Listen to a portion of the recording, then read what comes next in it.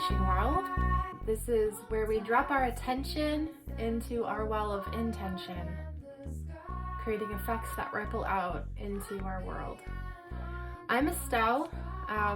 This is actually my first video, so just to introduce myself a tiny bit, I really love psychology, music, languages, and spirituality, and I'm just so excited and inspired to be doing my very first tarot reading.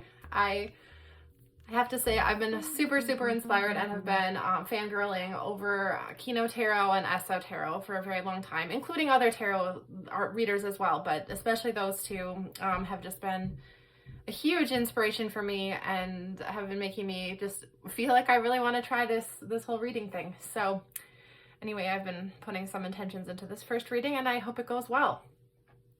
So this video is called Finding Your Personal Magic, and I kind of thought a little bit about what that might mean for for me, I guess, and hopefully all of us. And I think a lot of the places where we can find our magic is in those connections between different parts of ourselves that maybe we even think we can't connect, because you know, we're all multifaceted, beautiful human beings, and we live in this strange space between spirit and matter, right? And we're like combining these two things, sort of alchemizing them all the time. So I think that alchemy, that sort of magician energy, speaking of which, there's my magician, kind of is going to be what's helping us during this reading. So that's kind of what's inspired me to do this. So the format for the reading will be starting out with two animal cards, sort of representing inner and outer worlds. And then we will have a connector card from the Nature's Whispers deck that will unite those two a little bit and give us an idea for how we can sort of enact both of those energies together. Then we'll go into a series of opposites and connections using the Rider Waite Smith tarot and my Kawai tarot. So we'll use the traditional tarot to give us a pair of opposites, and then we will go ahead and pick a Kawai card to find what might help us connect those opposites.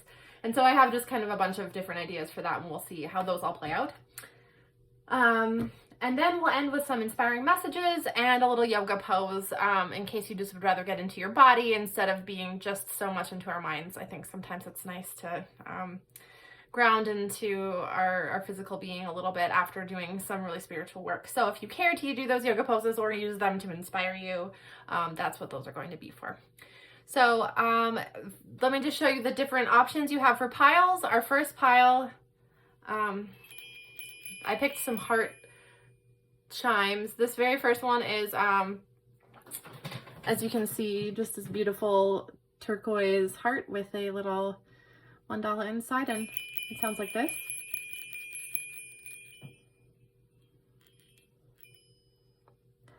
Your second choice is a selenite heart.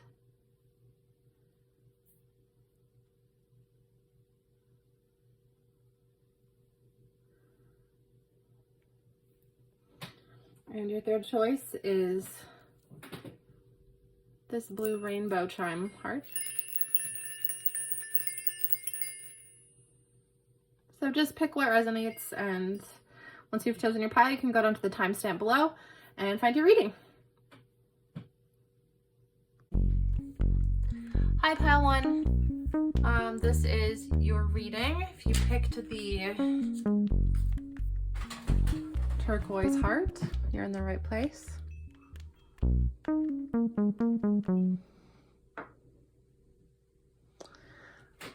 And today we're going to find out more about your personal magic and how you can use it.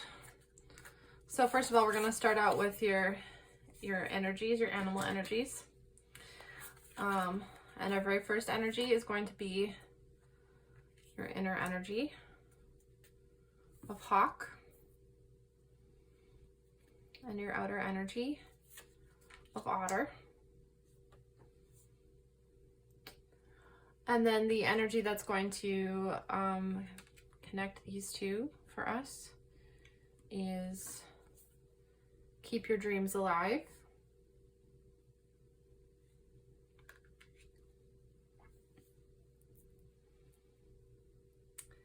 All right, pile one. This is such a cool energy. The otter is, as an outer energy, is just one of the most playful, enjoyable, cute cards, I think, in the animal world, maybe in the animal deck for sure. Otters are just such fun animals. They literally like hang out and float holding hands sometimes, and just love to slip and slide and play. And so I think that's a really comforting energy for other people to be around, and like a really easeful energy. And I think that makes it like very easy for people to be friends with you, to love you, to feel loved by you. And so people like enjoy having you in their life. And yeah, that's just really cute. This inner energy over here of Hawk, I have to say, when I was pulling this card, I was shuffling for kind of a while, and I kept having like stacks of cards fall out, and some of the other cards that look like they might be trying to come out were like dragon and lion and eagle. So like always very majestic, sort of very what's the word I'm looking for? It's like full knowledge type of animals, right? Animals that seem like they're at the top of their food chain, I guess. Sort of at the top of the game of whatever group that they're part of. So I think you have a really powerful inner world, and a pretty intense inner world. And I don't know that always makes a lot of sense, with regards to this sort of more playful outer energy that you have. I think maybe sometimes this feels overwhelming, and maybe something that you have to keep more of a secret, because it's just a really big inner energy that you're trying to portray through this very cute lens. And so I guess this connecting card that we have, this is sort of just like we're gonna have so many of these cards, I think, through so many series of these experiences that we're gonna look at today. But just look at this cool Keep Your Dreams Alive card.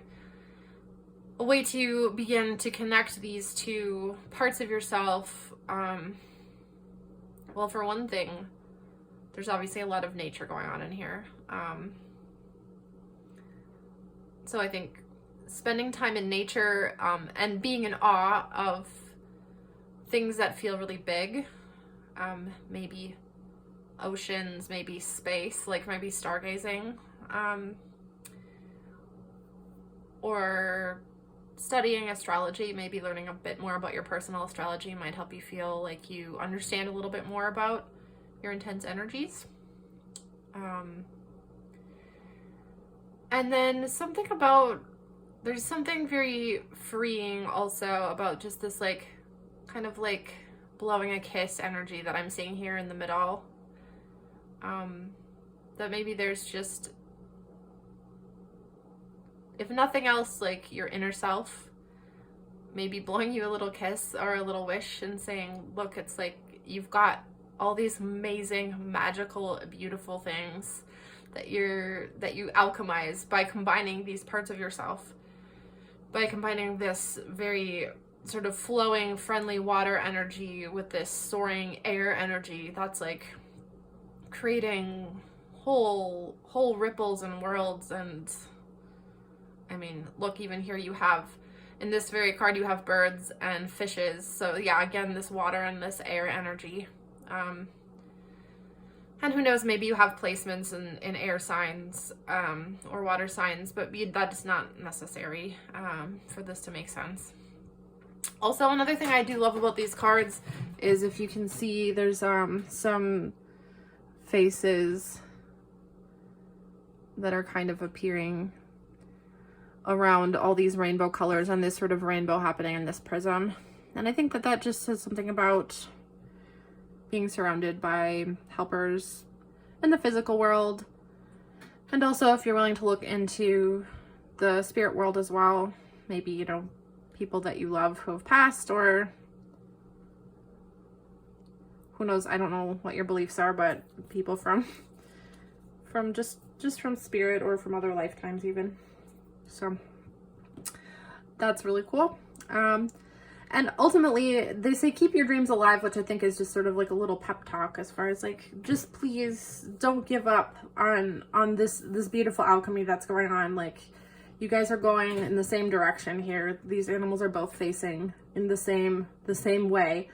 And I think they want all that energy to combine and to flow into one thing. So, all right, if that feels like your energy, we're gonna call that good, and we're gonna start moving into some of the other aspects and how you can connect them. So I'm just going to set these over here, and we'll see what else we find out here. So let's see, we'll just make a little shrine here. Okay. So the first thing that I wanted to check on with you guys is sort of that male and female aspect to your personality. Let's put the female on the left and the male on the right. Sort of a traditional way to do that. So we're going to look for 2 tarot cards that would represent for you your male and female energies. And then we'll find out a way that you can connect those two. So for pile 1, what is their male energy look like? Can we see a representation of that? Oh. All right, 2 cards came out for the male side, so we'll keep those over there.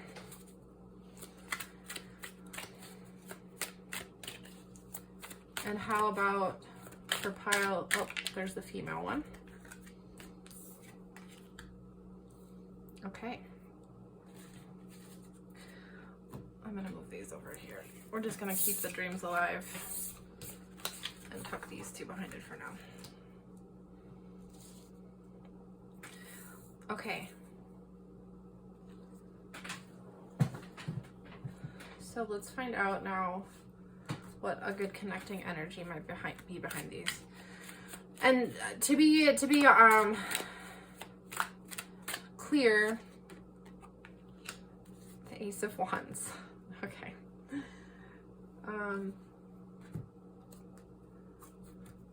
To be clear, this isn't like a permanent state for most people. I find that all of these things that we're going to talk about are probably aspects of you. I mean, if you feel like they're permanent, that's great. Like, you can take that, keep it for a rainy day. But I think that a lot of these things, for me, when I have a reading, it's like, oh, for me in this moment, I'm really embodying these characteristics, and this is what I need to work on right now. So this is a timeless reading. Whenever you find it, you can utilize the tools here. But let's just get into talking about these male and female characteristics. So over here we have the 7 of Pentacles, which is the female side, the feminine. It looks to me that this part of you right now, you've already done a lot of work, and you already have a lot to be looking forward to fruition.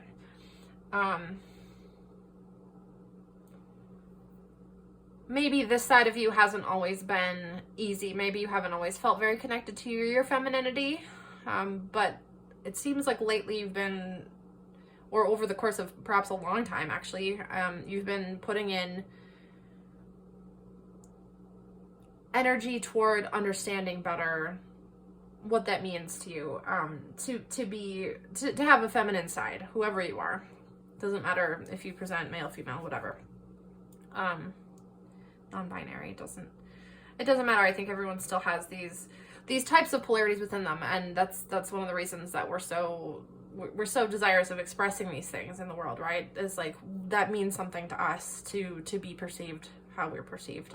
So for this one, I think that there's like a lot of things growing, and that you're going to start to see flourishing in that side of you. So that more receptive side, that more creative side, that side that is okay with uncertainty and chaos, because it just is shifting constantly, right? So I think there's that part of you that might have that more watery aspect, that more nurturing aspect, is literally being nurtured. So just hang on and hold on and keep doing what you're doing. I think there's going to be definitely some growth continuing to happen there, but I don't even know that you need to do that much more work on it at this point. It's kind of just like happening. You've like already done a lot of the big work. Now just like feed it with enjoying your life, maybe, you know?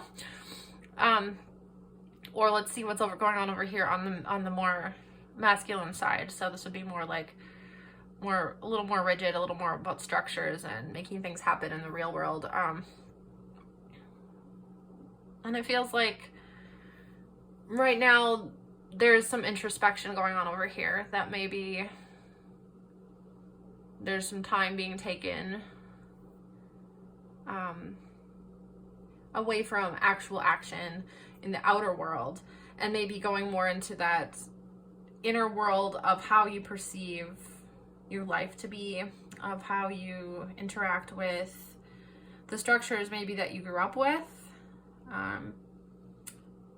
So maybe still sorting through some of those ways that you want to be impactful in the world, and taking time to sort of feed your own light and go your own way. This hermit to me always, I mean, you can think of a hermit as like hiding out in your little hut, but this guy looks like he's going on a journey, and he's learning how to trust that light, right? That star that glows within his lantern, within himself. So I think that's pretty cool.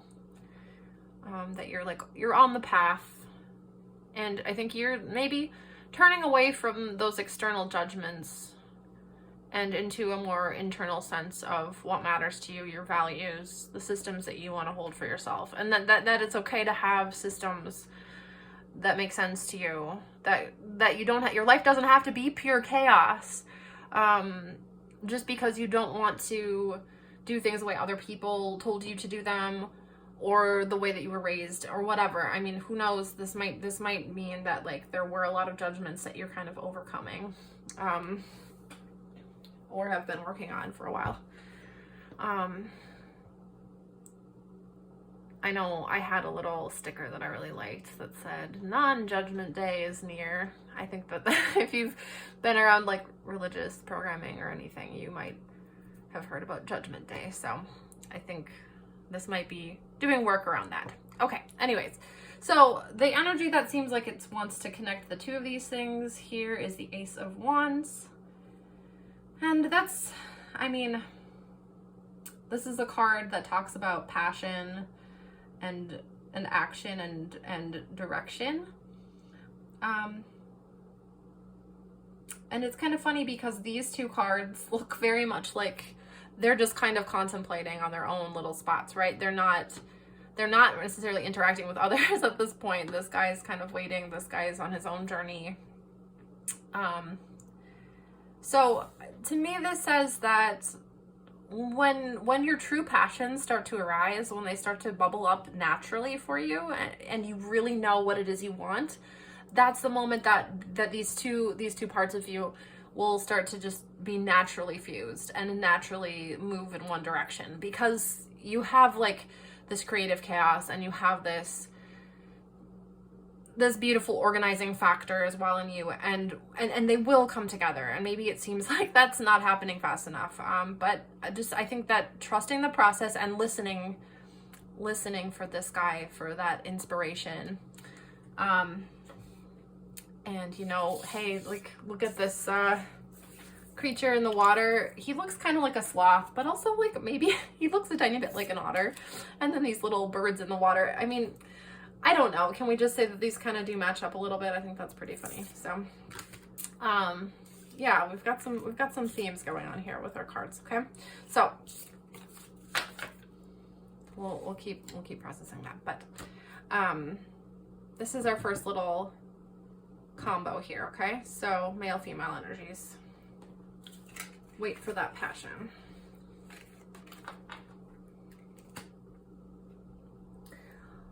All right, the next aspect that I wanted to take a look at was our inner selves. I think that we have sort of an old inner self and a young inner self. And I talk a lot about like inner child work and whatnot. And I don't necessarily think that the old self is, we could consider it like a parent, like maybe the part of us that feels like it's a bit wiser. Maybe it is influenced by our parents. So I think just taking a look at the energy of our inner child perhaps, and the energy of our older, wiser self, or maybe something about our parents. Oh my goodness. Okay, that was too many. Let's keep going here. Okay. So we're going to go with that being the old. Put him on the right. Oh, and the child. Okay. And then let's find our connector. What's energy is connecting these two parts of ourselves here.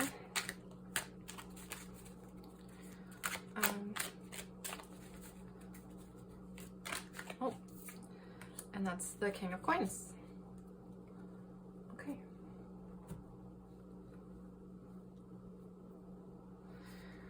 All right, so we've got two kings here.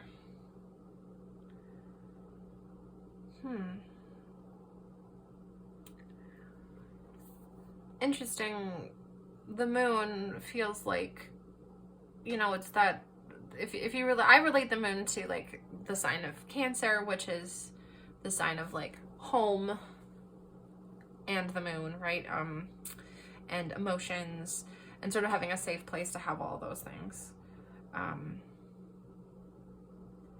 And the funny thing is, in the tarot, sometimes people read the moon as being about your shadow side or the things that are hidden. So this could be something about maybe that your emotions as a child had to be kept hidden for some reason, or that you hid them because you felt like they didn't always have a place in the house, or that maybe your family wasn't great at communicating about those things. So anyway, this is kind of what I'm seeing, is like maybe a bit of that emotional resistance, or resistance to expressing emotions over here from your little child. Maybe they need a little bit more nurturing on that regard. While over here, the parent side of you is sort of pure logic. So these are very, I guess, oppositional energies. This is an air energy. This is a water energy. We're kind of coming up on that a lot here with regards to our two sides, because once again, we had air and water. And kind of keep flipping these around depending on how you want to see that. But maybe your outer personality right now is maybe a little influenced by this, that inner child that wanted to express. Is now coming out through sort of your outer side, your gracious, friendly side. While over here, the King of Swords is, I mean, if you had to have somebody keeping a strong lockdown on the facts, this is the guy.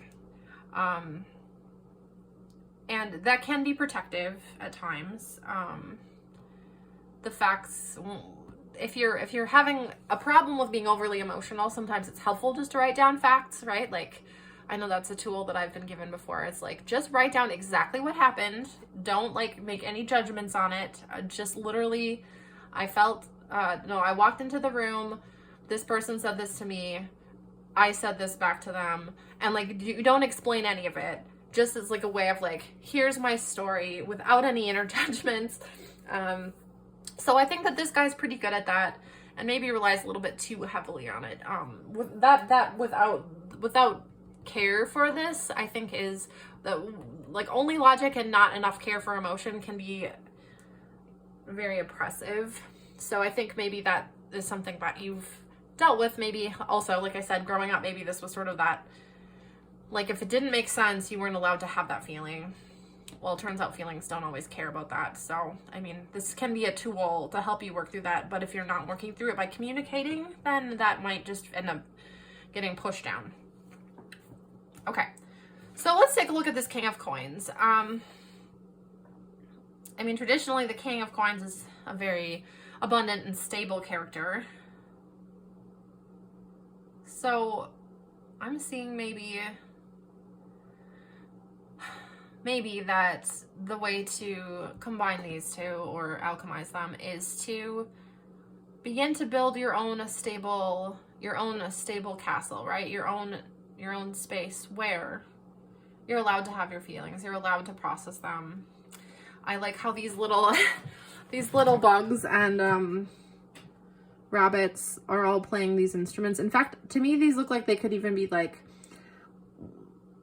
what are they called? They're not loudspeakers, but they're either trumpets or they're like, I can't even think of the word. But you know when you're trying to talk above everybody else and you're holding your little megaphone. They're megaphones. So I think maybe that these little these little bugs are finally getting to express and be really loud. And brass instruments tend to be really loud. So I'm seeing lots of that going on there. And I think that's pretty delightful. So, yeah, how cool. And I also just see, you know, there's like a real mastery kind of feeling here, like when you're finally comfortable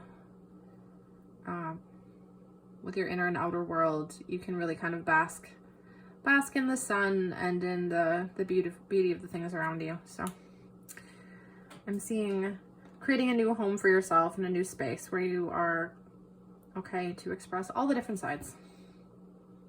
Okay, let's keep going. This is fun. All right, the next section I wanted to talk about is, oh, and there's already a card falling out. I wanted to say ways that you relate, like the introverted and extroverted side of you. And this doesn't necessarily mean the inner and outer side, but sometimes there's certain aspects of people's personalities where it's like, this is the extrovert. So I think this is going to be the extrovert card. Okay, the Page of Wands. And then we need an introvert card. Oop. Okay, cool. So maybe the things that you express very easily. Oh, let's get our connector card. Whoops. Well, whoops, the daisy. Oh, and look at these things just popping out so amazingly. Okay, I didn't even have to shuffle that one.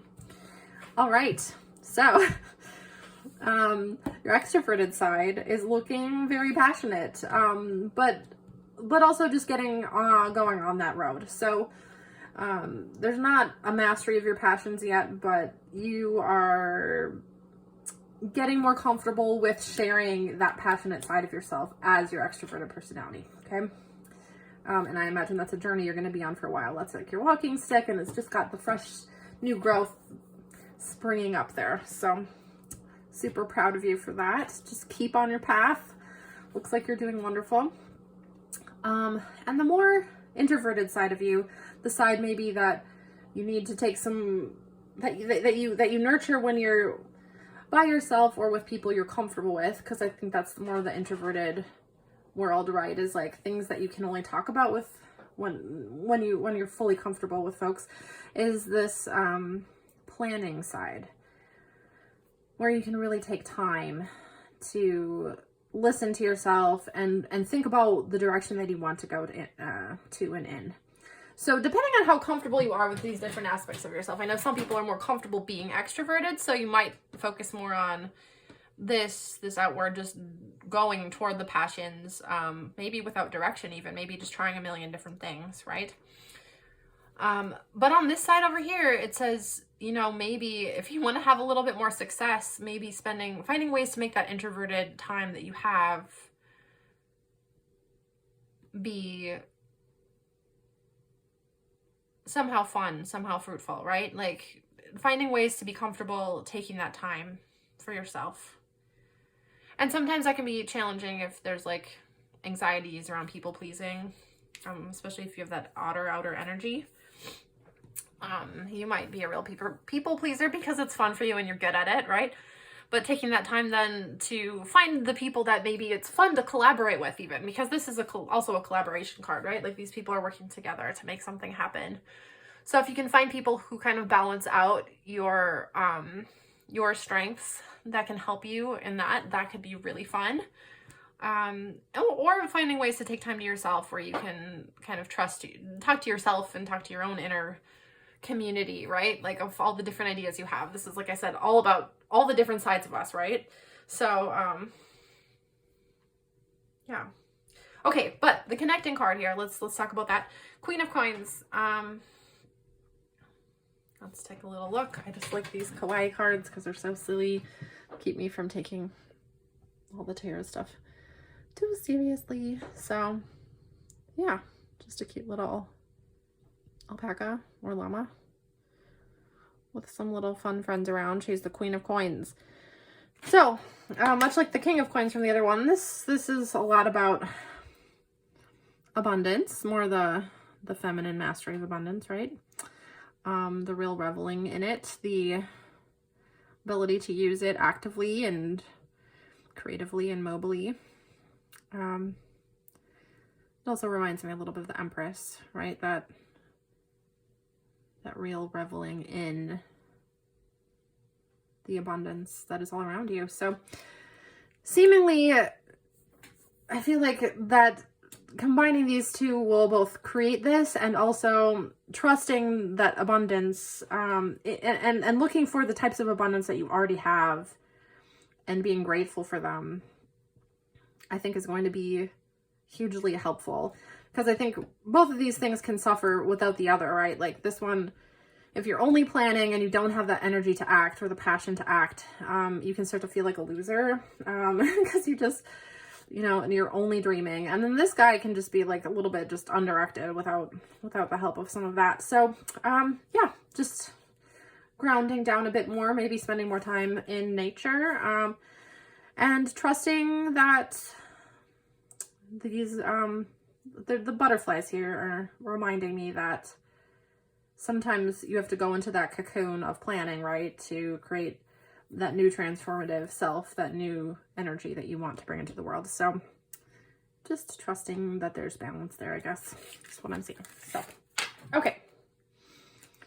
Fun. Okay. The next couple ones that I have are kind of a little bit more unusual, maybe. I have I'm not sure how we'll even interpret them yet, so we'll just go for it. Ways of expressing. So I wanted to talk about ways that you express in a big way and ways that you express in tiny ways, or things that you might be good at. So let's talk about big. What's a big way that you can express yourself?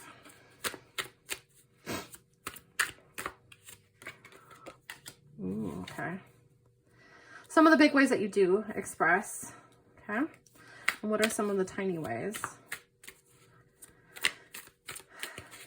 It's funny, that's literally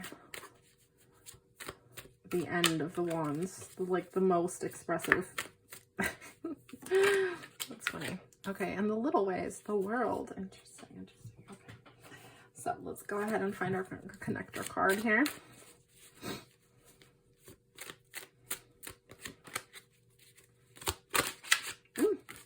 Is behaving very funny right now. This question is kind of strange. Okay, so we've got our big ways of being expressive here. Look at this guy. Oh my goodness, he's literally holding all the passions for everybody. Okay, so you might be a person who tends to take on a lot from the community that they're with. Maybe you're part of a creative community. Maybe you're an integral part of that community. Maybe you've taken on little bits of many different projects, and maybe you're actually feeling a bit overwhelmed. That's kind of a big thing for you. So that might just be something to be aware of, and just understand that yeah, I've had this card come up before along with, oh my gosh, it's right here. Okay, this is so interesting. We'll get back to that. I don't want to get ahead of myself. So, got all the creative projects here. That's the way that you do the big things. Is you want to be part of a big creative world, and maybe in this particular instance you're just doing a lot of different pieces with a lot of different people, and that might be draining you a little bit. So just be aware of that, that there might be a way to adjust that a little bit. The tiny things, and now I'm starting to wonder if this is tininess here is referring to, once again, is this inner and outer world a little bit again? Maybe, but I think that there is like beauty in all the small things that you do. So small gestures, small choices, decisions about changing your mindset, even just a little bit, have really big impacts on the entire world that you live in. And can be your inner world, this can be your outer world. So I think you've been putting in all this like big energy, and it's kind of exhausting you, but really, honestly, it looks like the tiny energy is the way to go. Look at that. You've got it. Like the entire world.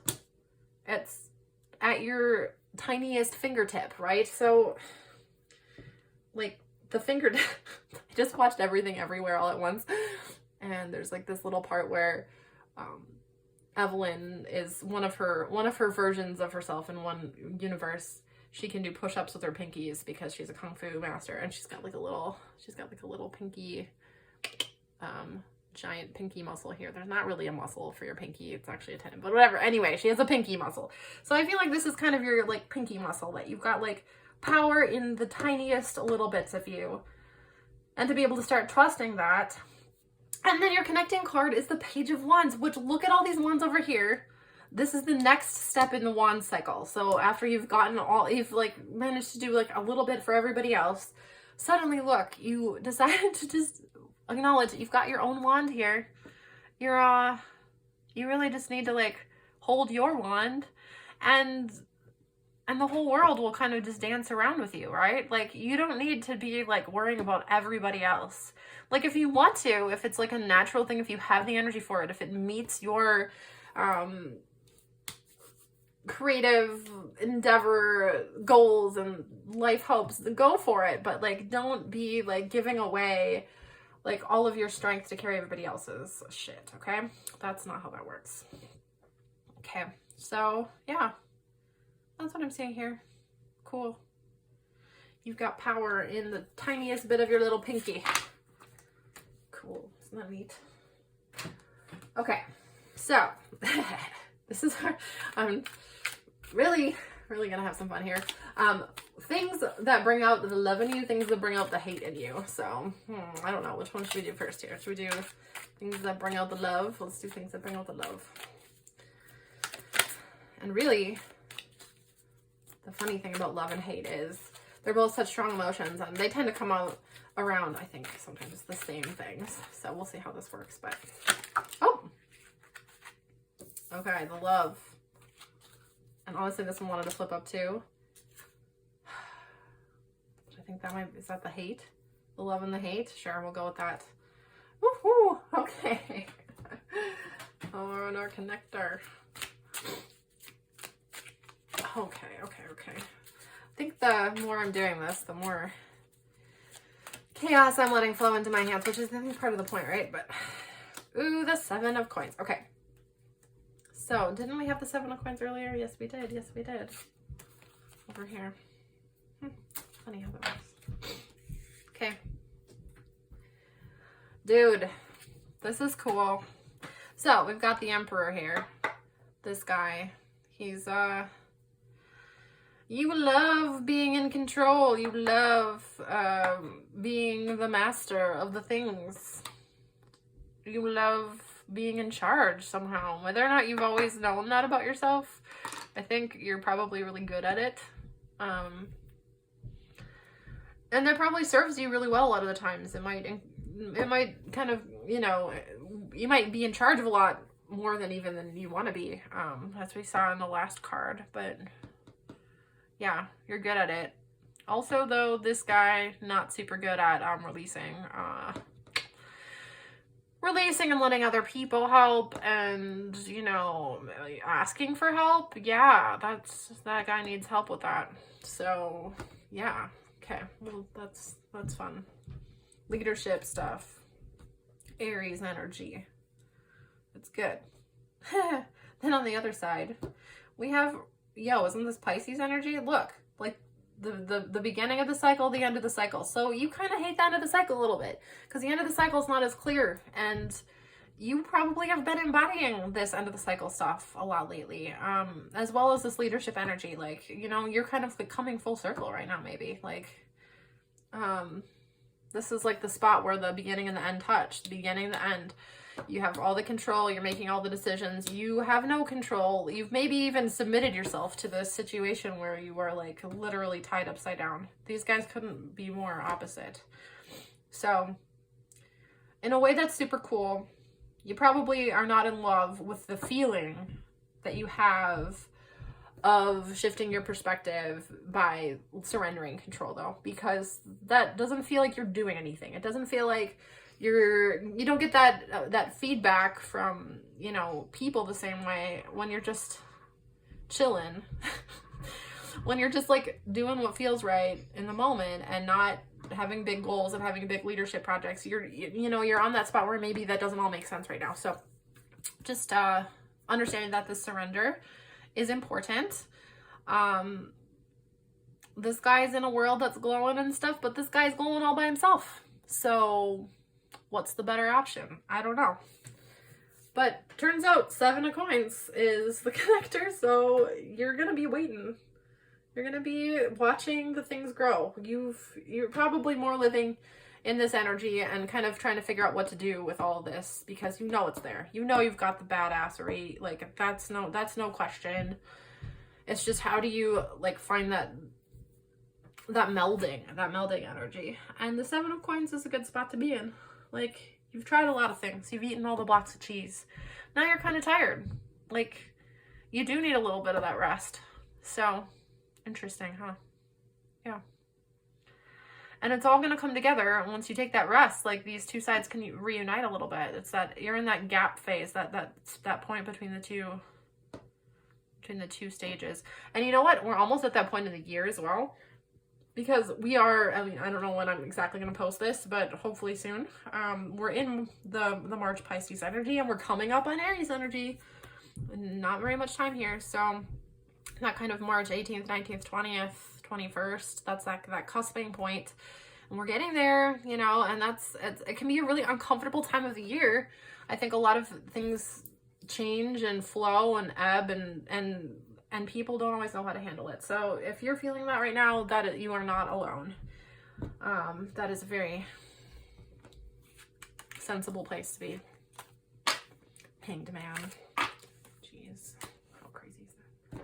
Okay, so this last one, I don't know why I thought of this, but the Kawai tarot is like the cute tarot, right?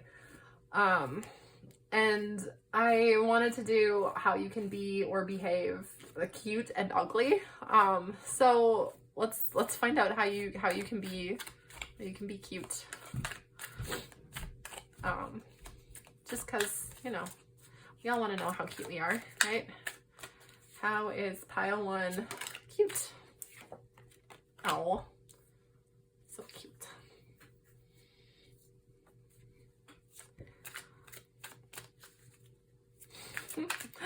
How can pile 1 be ugly? It's the ugly side.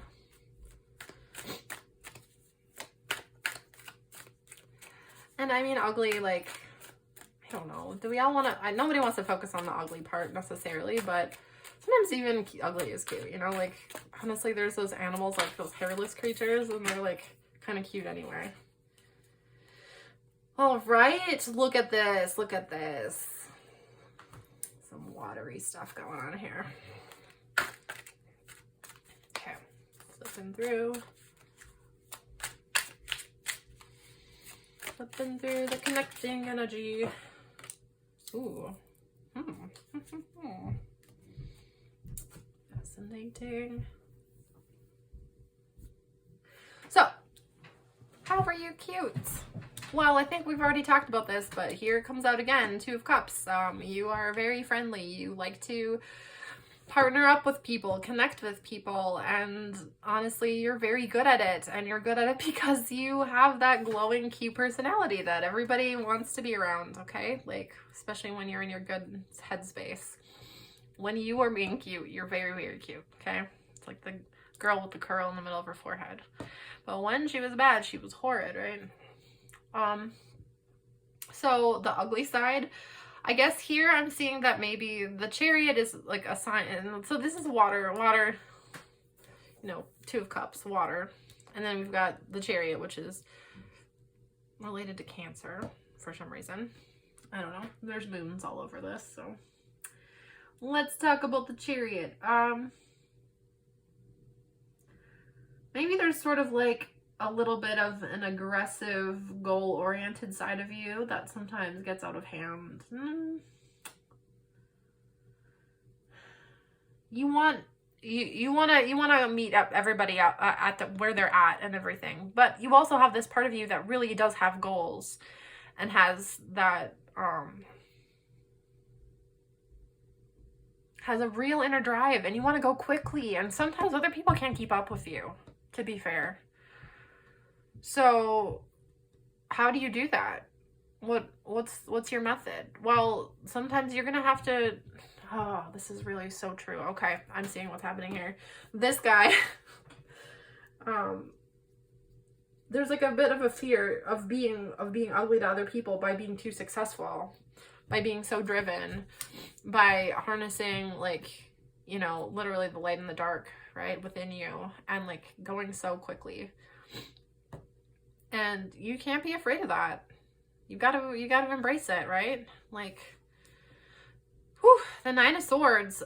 Okay, so this might be a really big challenge for you, is combining these two things, because the Nine of Swords is sort of that like wake you up in the middle of the night anxiety burst, right? Where you're like, I can't sleep. I'm about to fall off this tree branch. Like, and you've got all these like owls around you who are perfectly chill and content just watching you, at least in this one. You're in your bamboo forest. There's food all around you. There's beautiful flowers. But you're like, for some reason, sleeping above all these swords. Why are you doing that, huh? What are you doing? No, the swords are just this mental energy that's standing in your way, frankly.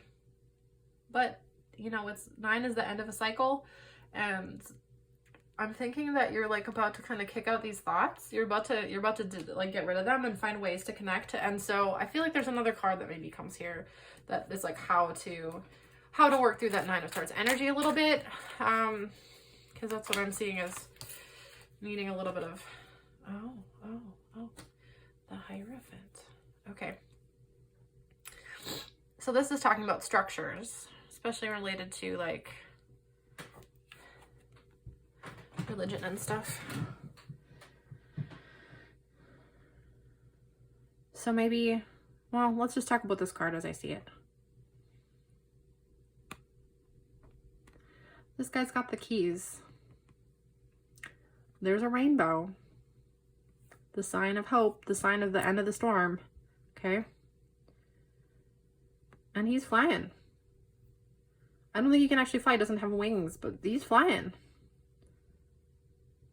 Maybe you can fly without wings, okay? You can fly even if you don't feel like you have the wings. And what's going to take you there is that rainbow, is that light, that light divided, prismatized. Okay. I think that there might be a lot of symbols in this one that maybe you can take with you. Maybe stop beating the drum of all the things that aren't working. Maybe stop telling yourself that you are so different from other people, or that it's not okay to go for what you want, or, you know, that people aren't going to like you if you're too successful. Goodness, like, you don't like yourself because you're not successful sometimes. So, like, you are beating this drum of just tangling yourself up into a big problem that's not even real. Okay, so maybe forming your own religion of loving yourself unconditionally, not letting any of that junk get in the way anymore, saying like, I am going to have thought boundaries around these things that I'm holding myself apart from what I actually want. Okay, stop doing that. You don't deserve it. You deserve to be successful in whatever way that you are capable and that you would like to, okay? And it doesn't matter what other people say. It doesn't matter if they're going to feel super comfortable all of the time, because look, you are still good at connecting. They're still going to want to connect with you. And more interesting, beautiful, wonderful, lovely people are going to want to connect with you that you don't even know yet, because you haven't gone the distance with your dreams yet, okay? So what an amazing spot to end up here. Wow, like you've got dreams to follow. They're coming. You gotta stop beating the drum of what you don't want and just start flying, okay? You don't even need the wings. You've got the keys. You've got the stuff. There's your hot air balloon taking you back to Kansas with all the information you just gathered from the Yellow Brick Road and the Emerald City and the... Wow, I'm going off on tangents, but you know what I'm saying, okay? You met all your friends there. You found out all the things you didn't think you had, and then guess what? You had them all.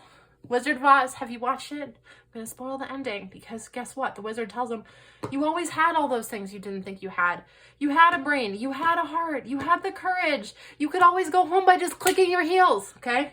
So, is that enough? I think I made my point. Okay. Boom. Beautifulness. Go. Get on those dreams. Stop waiting. Okay, I love that as a closer. The only other thing I wanted to give you guys was some encouragement here, okay? So I pulled these out at the beginning. I have a couple of Abraham Hicks cards to share with you, and we'll read a little bit about those, and then a yoga pose. So our first card is, why is it taking me so long? Oh my goodness, this seems like very apt from some of the stuff we were just talking about. So yeah, I'm going to read the back here, but as you can see, this person's watching the ebb and flow of the ocean. It's a pretty nice way to spend your waiting time. The only reason you have not already received what you desire is because you are holding yourself in a vibrational pattern that does not match the vibration of your desire. Yeah. Can I just say yeah? Can everybody just say yeah? Yeah. Okay. So literally what we were just talking about. Quit thinking things are going to fall apart if you go for what you want, okay? You're just holding yourself in that spot. As soon as you let it go, oh my goodness. Okay, whatever I can imagine, the universe can deliver. Are you kidding me? If you have the ability to imagine it or even to think about it, the universe has the ability and the resources to deliver it fully unto you. For it is like a well-stocked kitchen with every ingredient imaginable at your disposal. Okay. I don't even need to say anything else. That just perfectly describes what we were just talking about. Okay, so last but not least, child's pose. Oh, by the way, this is a 3 card and this is a 33 card. So 333, the 3s are likely a good number for you. Number of creativity, and 3 of them together is just a really nice triple.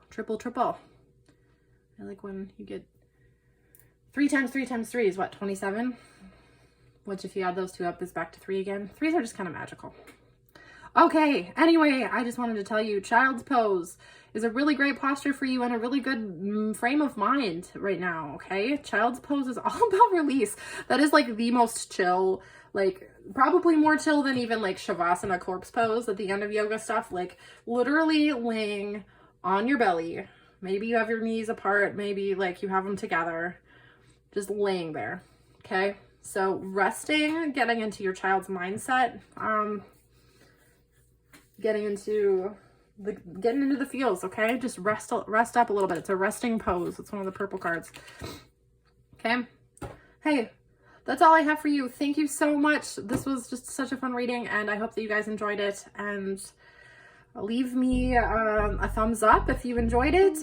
Leave me a comment to tell me if it resonated. I've yet to do any of these publicly, so I'm really curious how you guys took that. So please just give me some feedback. Be gentle, and I hope to see you again soon. Bye-bye. Hi, Pile 2. So if you picked the selenite heart, then this is going to be your reading. Oh. I didn't light these guys yet. Let me do that quick. My little cacti. Oof. All right, so we're going to start out with looking at your inner and outer personality traits, energies, and then a connecting energy. So first of all, we're going to have our outer energy, which is presented by rabbit, and our inner energy, which is presented by beaver. And then I pulled actually 2 connecting cards for your in-between, your energy that connects these 2. So let's just take a look at those. The first one is be in service. And the second one is shift your energy. So, I mean, those are some really lovely cards here. Okay. So, when I see this rabbit, I think of a very soft, sensitive person. This is how other people perceive you, how you present to the outside world. You can move very quickly in some ways, maybe mentally. Maybe you tend to be a little nervous or anxious though as well. And I'm guessing you like to be around friends and family, people that you feel very comfortable around. That's like a huge source of comfort for you. So people tend to embrace you in that way. This is an earth energy. Rabbits live literally in the earth, okay? All right, then over here we have the beaver, which this inner world is sort of tirelessly hardworking. Seemingly, I think of Virgo energy when I think of beaver. It's like, and honestly, that goes really well with this be in service card because I think that's a very Virgo idea, right? So maybe you have a Virgo moon or some aspect of you has that the desire to just keep busy, but in a way that you're continuously building, right? You're continuously tending to, in this case, could be your home, could be any structure that makes you feel safe, be that like your business, be that your even relationships, depending on who you are. But I get the feeling that you're probably very good at taking care of your home, or maybe like to do little projects around your house. Maybe you're kind of a homebody, kind of with both of these energies. Both of them seem to live in these sort of enclosed spaces, right? Like underneath the ground, or in this case, like making your own home, like right on the water. This guy is a water guy. So I think he's kind of an interesting guy though, because he uses trees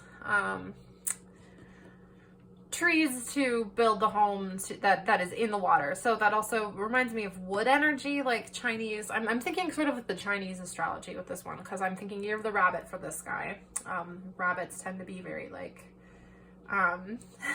once again, friend-oriented, very like social creatures.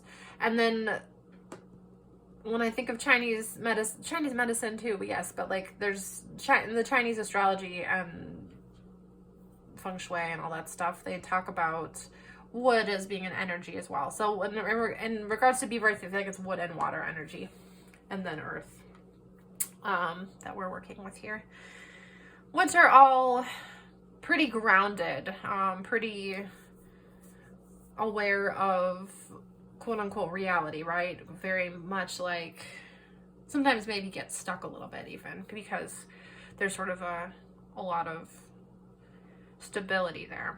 So people might rely on you for those stable qualities, but for you, sometimes you might feel trapped by them.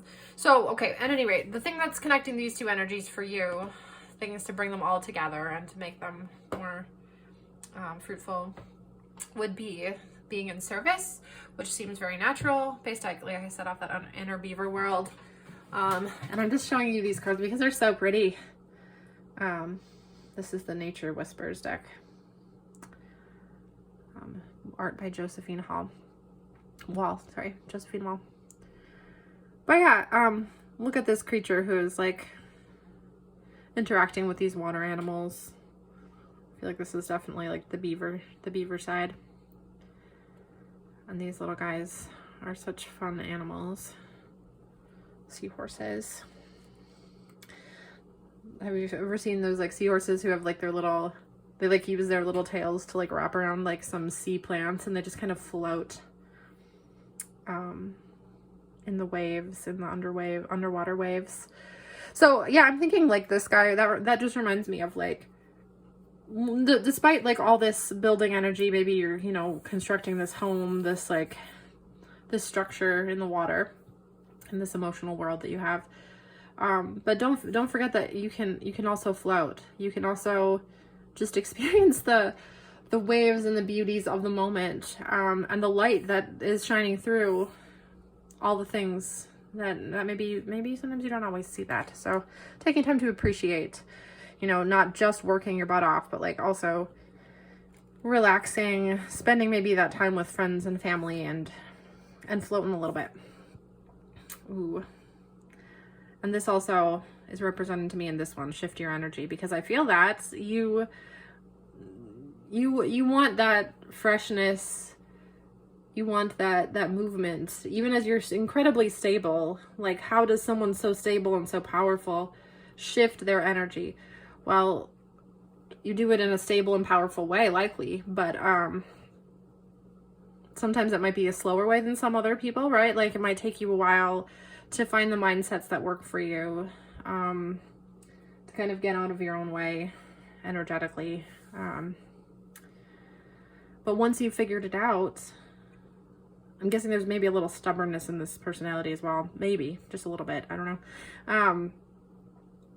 Once you've figured it out, you can really hold that space for other people in a way that a lot of others who maybe are naturally good at shifting can't, because they're still moving around. But now you've found, you know, you find these new stable places, and you can continuously keep that slow growth going, kind of like a glacier or something.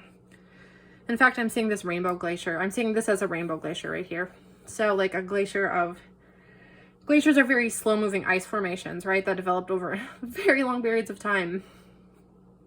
And they changed the landscape. They changed the world. They've literally created lakes. They've created so much of what the world looks like topographically, is because of these glaciers. So I think maybe you have that power to like really build things that are super useful for others in an emotional or physical sense, in an idea sense as well.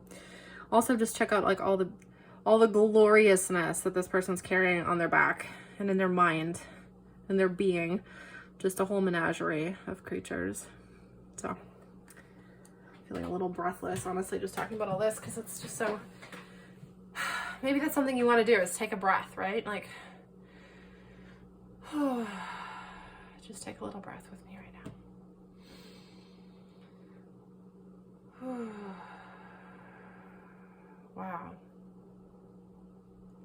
Yeah. Yes, both of you, both sides of you could use a little breather, okay?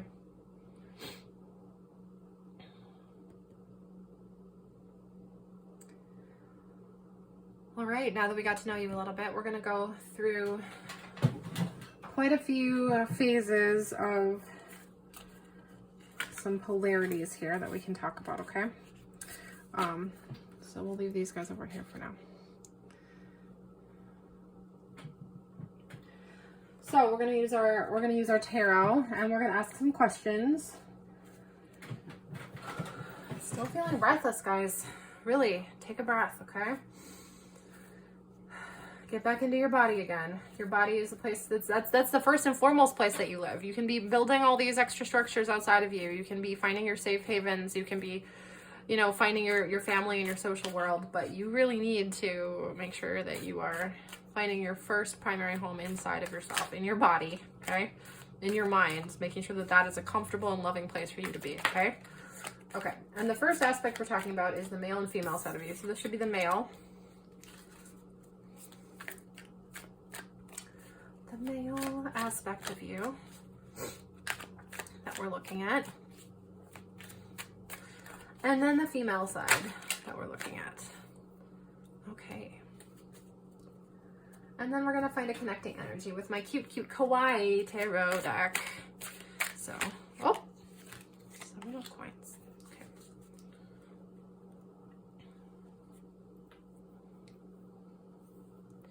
I've had quite a few 7 of coins come out today, so that's very interesting. Must be, I'm wondering if this time of year, and I prefaced this in the last video about how sometimes these energies might represent you for a long term.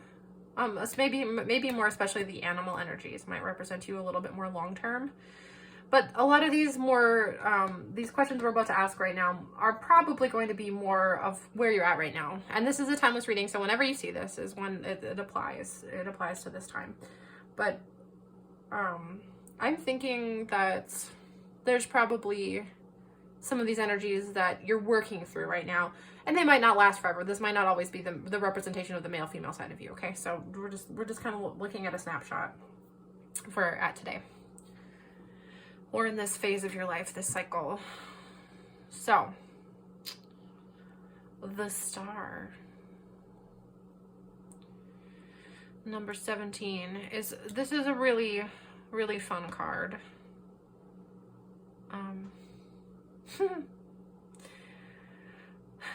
Looking at this card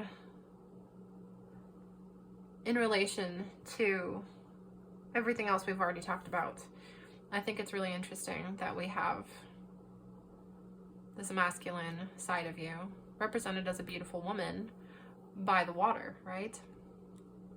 And you're pouring out, maybe in service, you know, all of these wonderful things that you have to give.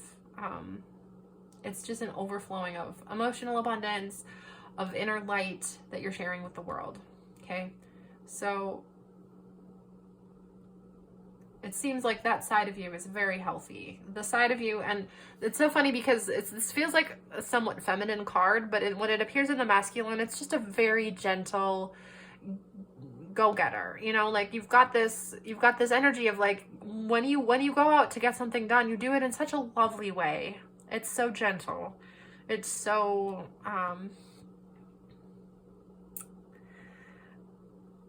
you know, like it's not a forceful you don't have the forceful boss energy that's going to bowl people over and make them feel like unworthy or like you're taking charge and not letting them have a chance. You're just going to lead with this beautiful presence that you have more than anything, okay? You're going to lead and you're going to accomplish the things in your life with this glow about you. And I think you might not realize that about yourself, but maybe you do, because I mean, this is kind of a self-confident card. It's also a card about hope, though. So, you know, it's like a growing into and an embodiment of this energy. I know I'm not supposed to have favorites or whatever. I don't know, but this is one of my favorite cards. So I'm just really intrigued by that being in the spot that it's in. I think you guys have a really excellent way of getting things done. And of structuring your life, okay? So keep that up. Appreciate yourself. Now, in this more feminine energy, in this possibly more inner world, right? We're talking about maybe more emotions, maybe more nurturance, maybe more the chaotic part of yourself, maybe the part that isn't as structured. 4 of Cups shows me that maybe there's something that is not quite satisfying to you with regards to creativity, with regards to being comfortable with that more fluid, more chaotic, more vulnerable maybe side of yourself. Maybe you're not comfortable with how much of that you're willing to share right now. Maybe you're not comfortable with accepting and receiving vulnerability as much as you'd like to, okay?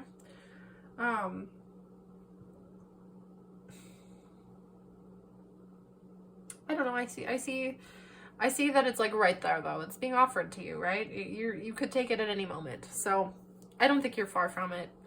I think it's just a matter of, I don't know, is this guy meditating? Whether or not he is meditating, that could be a good way for you guys to get more in touch with what's happening in your inner world, what's happening for you emotionally. You can start to be quiet and stop all that chaotic movement that your outer self might like to participate in, or all that giving that you like to do, okay? Taking some time to do something that makes you slow down, that makes you get into your emotional nurturing side would be really, really good for you, okay? I would say, for me, sometimes when I was having the most chaotic moments in my life, taking a bath, anything with water can be really helpful. Also, water is like a really big thing for you guys, I would hope, I would imagine. So could be that. Go ahead and pick your favorite way to get connected. Maybe journaling, maybe meditating, maybe going for a walk, maybe getting some energy work done. I don't know. I've recently had some energy work done, and that was just super helpful to have someone else, you know, kind of get in there and just give you some feedback as to what they're feeling in your energy field, and then you can kind of, it's just a really easy way to start processing. Okay, enough of that. How do you do this? How do you connect these two things in your life? Well, 7 of Coins shows me that, you know, you've done a lot already. You've already put in a lot of the work, and this is kind of the time to just like watch and nurture and let it grow, and maybe take a rest. Take a little rest. This guy's tried all the cheeses, or made all the cheeses, more likely in your case. So he looks a little worn out. I would say that that resting up, doing some self-care would be really helpful. A way to connect to those masculine, feminine energies. Okay, go do that now. Stop the video, go chill. Or keep the video on in the background and go chill. Either way, let me know maybe in the comments like what you end up doing, if something works really well for you, or if that resonates. Okay, wow, these are just like literally falling out already, and I haven't even started. I'm looking for energies now. I'm not going to take that one because it's just too fast. So we're talking about, next up, old and young selves.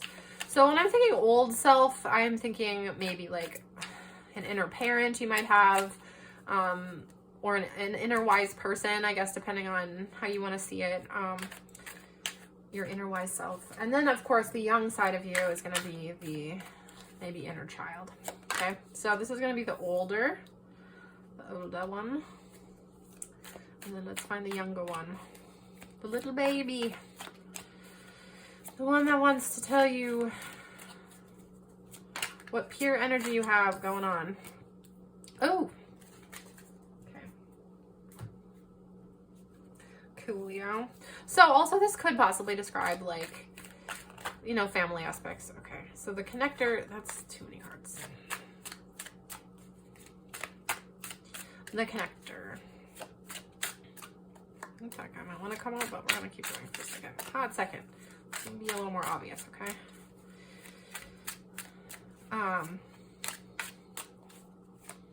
What can connect these two things? Maybe it's a little trickier than you might think. Oh, wow. Cool. I love this. So we've got this really fun trio here. So, connecting the Hierophant, which is like, spiritual groundedness, rules, traditions, right? All that fun stuff. So maybe you grew up going to, you know, whatever church or temple or mosque or wherever you practiced religion. Maybe you grew up in a religious household, or maybe you grew up in sort of a strict household. Or maybe you've had parents who were a bit who had very, very firm ideas of how things were supposed to be, right? So that might be the case. And I think a lot of times we have this in the parent role. I mean, I know people have very chaotic parents as well, and there's definitely, there's upsides and downsides, honestly, to both of these situations. But having a very highly structured parental voice in your head does give you certain, you know, legs up in the world, and it also can be restrictive. It can be a barrier to self-love. It can be a barrier to creativity and to expression. So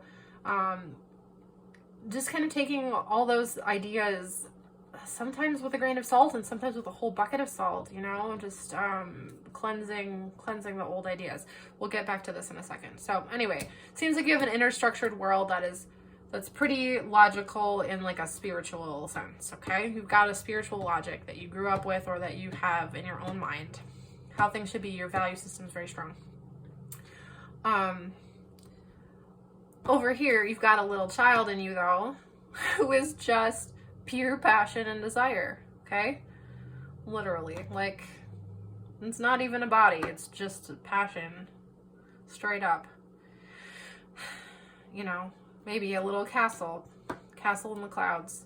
So maybe sort of an active dreamer, maybe like there's a side of you that maybe that has been a bit repressed, that could really come out in this energy shifting.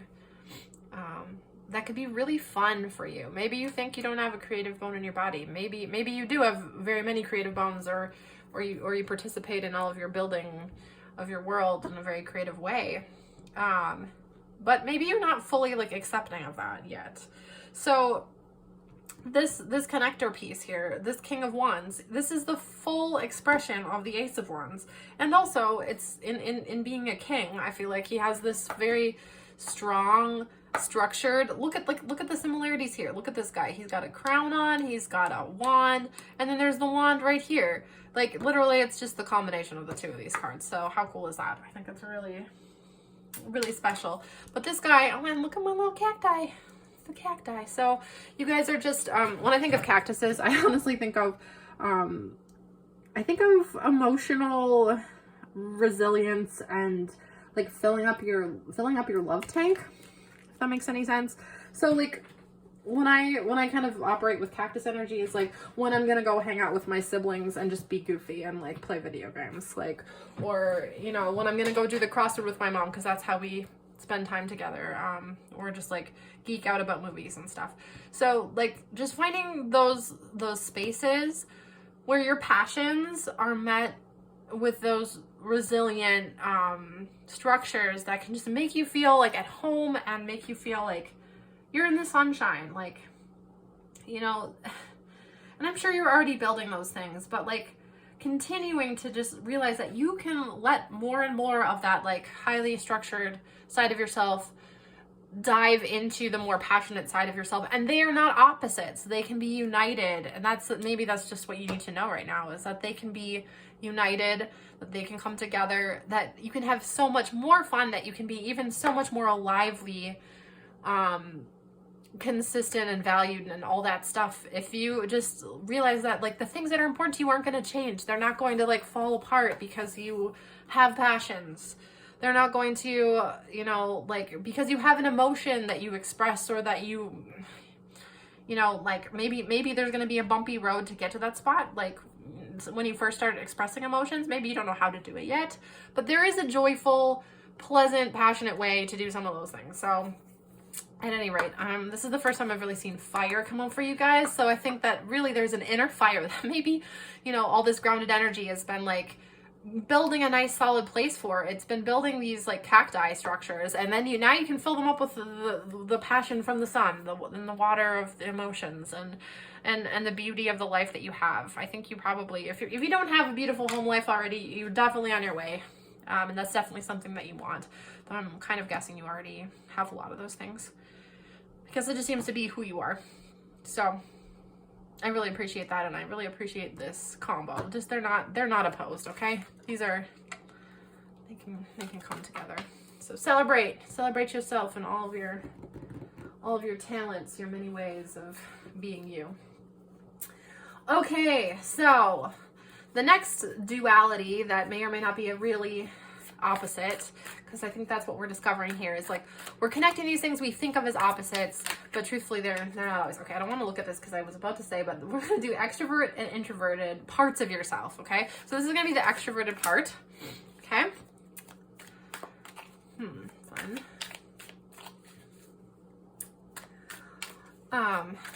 And it's funny because now I'm thinking about this because this card, and this is the introverted part, I guess. Okay. Very interesting. Oh, we're done with this deck. Okay, let's take a look at the connector. Oh, okay. The 8 of coins.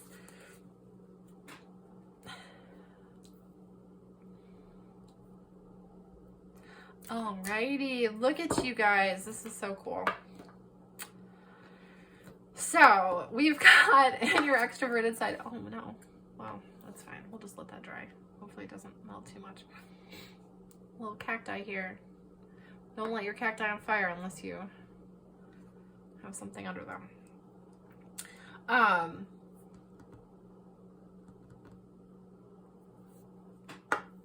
Extroverted side. You are a planner, you are a builder, you like to build maybe with other people. You really like connecting maybe with like a partner or with a friend over those things. Maybe you like to do, you know, car work with a buddy, or, you know, like housework with your kids. I don't know. Or there's so many ways this can work. I'm not going to think of all the good examples, but I think you can probably apply this to so many different things in your life. Maybe you literally like to build like structures and homes, okay? But yeah, so this is like a really effective part of your personality, okay? It's one way that you like to interact with others. You like to extrovert through plans. Maybe you're a good planner. Maybe you like to plan like vacations or trips. Maybe not even far away trips, but like trips of, like maybe you like to plan like little camping trips and stuff with your family or friends. Dropping this in there, I don't know. Anyway, so that can be a really fun thing for you.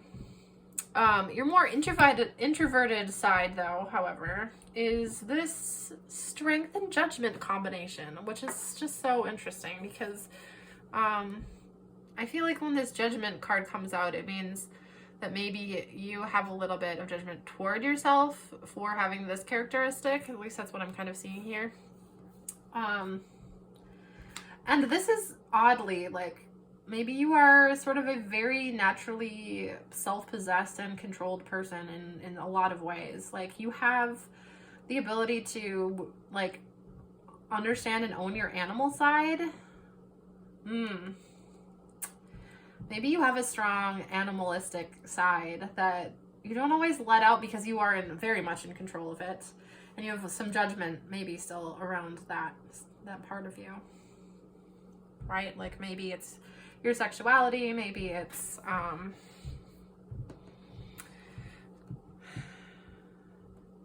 what other animal tendencies do we tend to judge?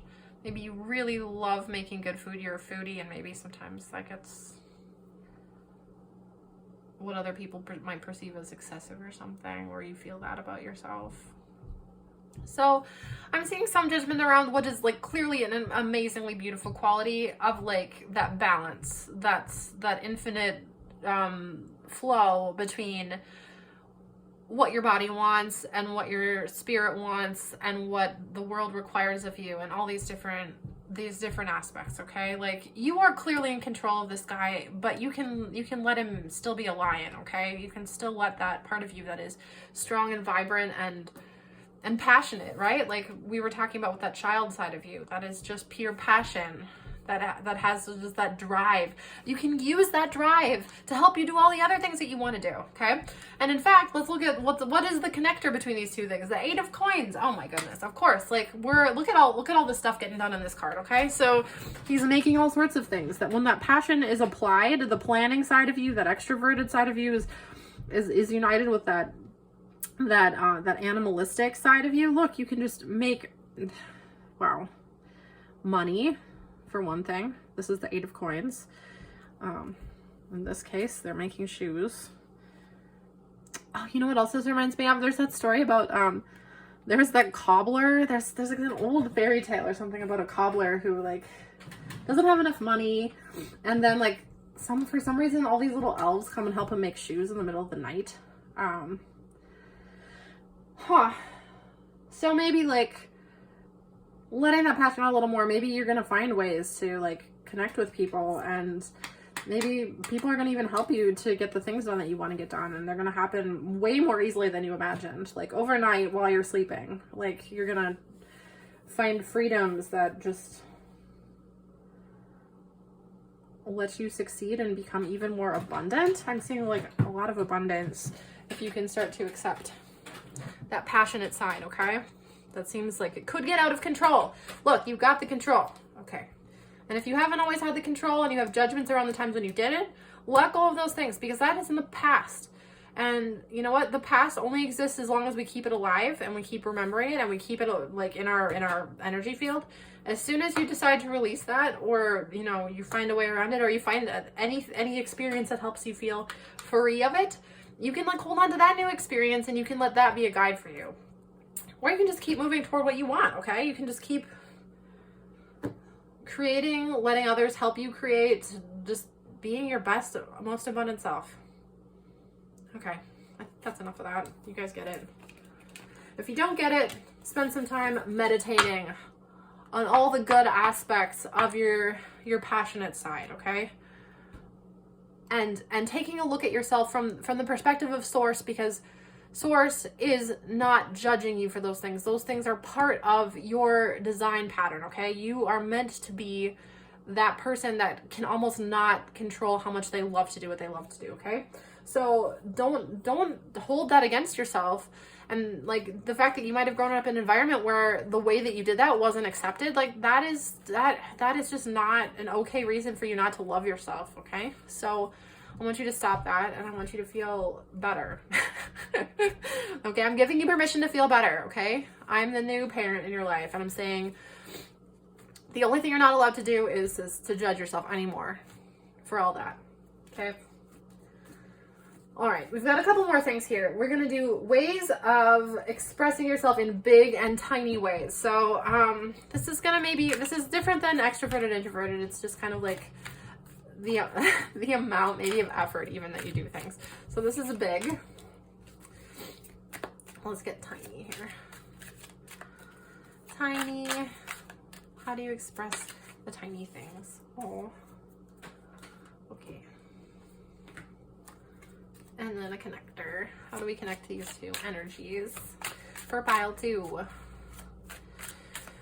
What's helping us flow?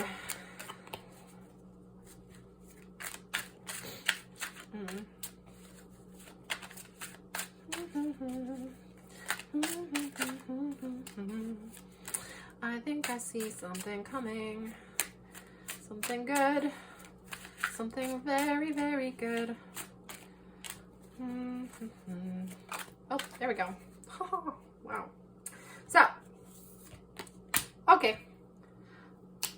I feel like I need little signs for like what we're working on.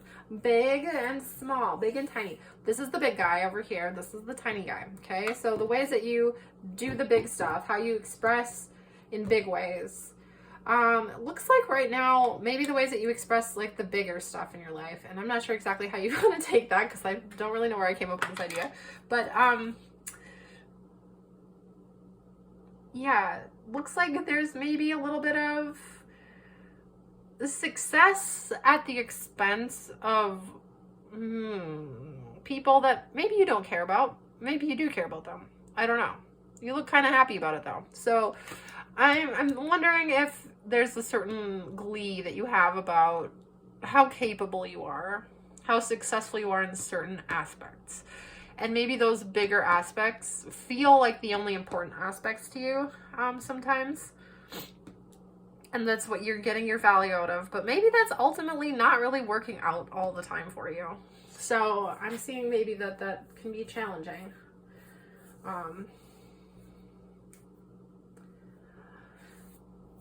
Five of Swords. Also, this is a number of change, though, so maybe that is something that you are interested in changing. Maybe you see that as not being, like, your very best quality. And also, it's a mindset. Because turns out you could have that same level of success without injuring other people. With getting people on your side, you know, on the same team. And you could even have that level of success, like that bigness of success, I would imagine. Okay, so let's come back to this in a second. I want to talk about the little stuff. And the tiny stuff is whatever seems tiny to you, I guess.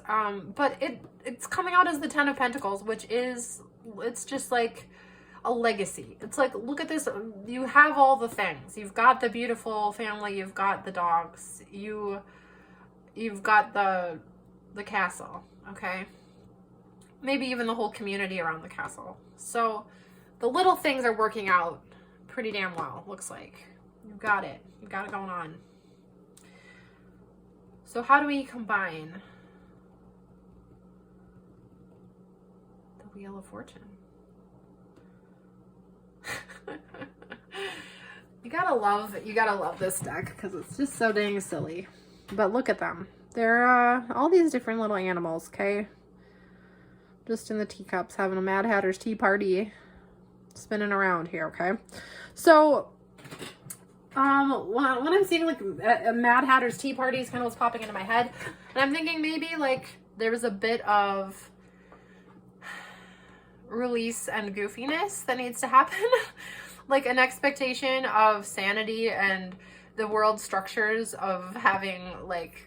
Maybe the world structures of success and your ability to meet those is not the true success, and there's some like ego going on there, and that the way to escape that ego is to be kind of silly and mad even, okay?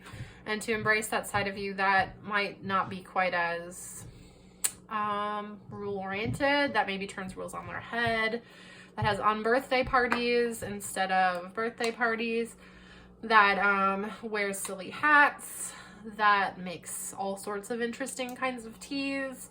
You know, there's just like a lot of different ways you can approach that. But I think of this and I think of a community that embraces a little more of the chaos fun energy, okay? So maybe the community that you have right now, maybe some aspects of the community, the bigger aspects, are giving you props for having these types of success that don't actually feel that fulfilling to you, maybe, when you really look deeper. Okay, so if that's the case, and I could be overstepping, I don't know, you can tell me what makes sense to you, but, yeah, I would say, don't be afraid of the friends who make you feel like you're being your true self, because I think they might be a little scary. They might make you feel a little bit like, maybe you don't even want to embrace them or bring them around your other friends, you know, but then who are the friends you're really trying to please here? Like the truest friends are going to see anybody that you have in your life that you really appreciate, that's really helping you bring out your true self. And they're going to be like, oh, okay. Like they're going to accept that, right? They're not, and they're going to try and get to know that aspect of your personality that is drawn toward these people. And, you know, that may or may not, be super comfortable all the time, but things are changing, and are changeable. The ability to change exists. There's an ability to move from this 5 to this 10, okay? I'm not saying it's good or bad. It's just you can trust that you're having a lot of success already in ways that do matter. So the ways that maybe feel inauthentic, you are totally able to change those, and you can do that by relying on the people that make you feel the most authentic, and by following the things that make you feel like you are worthy to be you. Okay, so take that for what it's worth. Okay, that was the big and small, big and tiny. Now the next section, what brings the love and the hate out in you? So this is fun. We're going to talk about things that you love, first off. What brings the love out for you? If you're wondering what that goose sound is, it was a goose. I have a goose clock. I have a bird clock. Don't ask me why they put goose on the bird clock though, because I really don't understand. Okay. So. Do. Here we go. Let's see. The 5 of Wands. Okay. What brings out the love and the hate here, guys? Well, we have the 5 of Cups in the love section, which seems very interesting. The situation with the 5 of Cups is that of disappointment, maybe of self-pity a little bit. I seem seeing some self-pity here. So maybe there's a side of you that can get self-pitying when it comes to, you know, your situation. Maybe you're like, maybe you're feeling bad because of all the different things we've been talking about, and you're not really looking at the bright side of things, and you kind of love to be there sometimes. I just want to point out that on the other side of you is these 2 upright cups. So even though some things might not always work out for you the way you think, or, you know, life shows you some of the darker things, that you still have this glorious connection back here, right behind you. It's got your back, okay? And really the way to change your mindset is just to turn around. So that's a message for the 5 of Cups. We can talk more about that when we get to the combo here, but just wanted to throw that out there. So, on the hate side, we've got Justice. Wondering about that one. Maybe it feels like if the scales were to truly be balanced, maybe it feels like things just aren't fair. I'm getting a lot of, I'm getting a lot of unfairness in this whole section. Maybe you hate that things aren't fair. Or maybe you hate that there's been some kind of justice brought against you, so to speak, in the fact that maybe somebody called you out on something.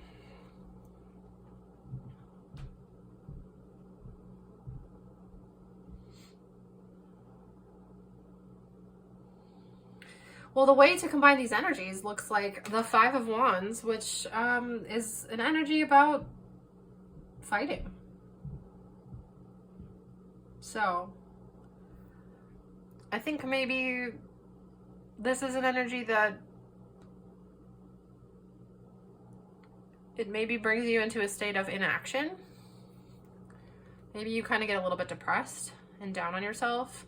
You feel like life's not fair, and you kind of just go into your hole, into your burrow, and hide out from the world. And what I'm seeing is that maybe like the next step up from that emotional feeling, like that's a pretty low emotional feeling. It could be despair even, right? Like that's pretty low on the emotional scale. And I think that what I think you might need to realize is that in order to get out of that spot, you might have to go through some other emotions that are tricky. Because the emotion of anger, or that emotion of like sort of, you know, being ready to fight, it might be the next step up out of this space. That might be the spot that you need to go to. You might need to pick a few fights. You might need to express your anger. You might need to like feel like you want to take revenge on somebody that's done you some injustice, you know? That might be a feeling that will help you feel like you actually are able to move out of this spot. Okay? So I would say be kind to yourself and don't stop yourself at this point. Don't say like, okay, like some people might be like, oh, you're getting angry. We would rather have you be depressed. But you know what? That's not the way to keep moving. So I would say trust that is a pathway to an even better feeling. Okay? There's another feeling on the other side of that. It might not be happiness and elation yet, but it is going to start feeling better, okay? Getting out there, getting your body moving, maybe finding activities to do, maybe finding some type of, even like a martial art or wrestling or some kind of like creative, some kind of way to be physical or to fight that is okay, that is like maybe like LARPing, you know, have you ever LARPed? Oh my goodness. So something goofy also, like we were talking about with the Mad Hatter, might be finding something that maybe is a little bit outside of your comfort zone, with how you think people should act, but actually it sounds exciting to you. So I would say anything that sounds like even a little bit exciting that might like get you out of your funk. And the thing with being in this type of funk is sometimes we talk ourselves so deeply into the funk that we start to identify with it, and we're like, actually, this is who I am now. This is how I am. I am depressed, right? And like we just decide that we're this person all of a sudden who is this way. And guess what? That's not real. That's just a state that we've put ourselves in. So or feel like we've been put in, right? So the way to get out of that is to stop identifying with that and start identifying with what do I actually want to do? Because these are the passion wands right here. They're like what is that part of me that strength card again, right? What is that more animalistic, physical, emotional, like outward emotional kind of side of me that wants to just go get into life and just really like go do that thing, okay? Like just get moving, and then better feelings will come. And when they come, don't say I can't feel that because I'm this person, okay? Just let it creep in and just notice, oh wow, I felt a little bit good today. And the story that you're telling yourself that's keeping you here, you don't have to keep telling yourself that story. You can let it go enough that you can say like, oh, maybe it's okay to feel good. Like maybe that can be part of your new story. Because really, what do you want for yourself? Do you want to be that story that just keeps like perpetuating itself in a negative way? I've been there, and I haven't been there for a while, thankfully. I don't think like I've sometimes desperately gotten myself out of those mental blocks, those disappointments. And you can do it that way, or you can do it taking your time to do it. But I don't know, just however much patience you have for yourself being in that state, I guess. You can take whatever any amount of patience is fine. You can do whatever you want, okay? That's the thing. I'm just telling you, like, you don't have to be stuck there if you don't want to, okay? So whenever you're ready to move on, whenever that feels a little bit good, I'm giving you permission to go for that. Okay, so last little duality here we're going to talk about is how you behave or are cute and or ugly. Whew. Well, I guess that's cute. We're going with that. I don't know why that was upside down already. Literally have no idea. So, oh, ugly. Okay. La la la. Look at how joyful these cards are. After that last bunch, we need a nice ending here.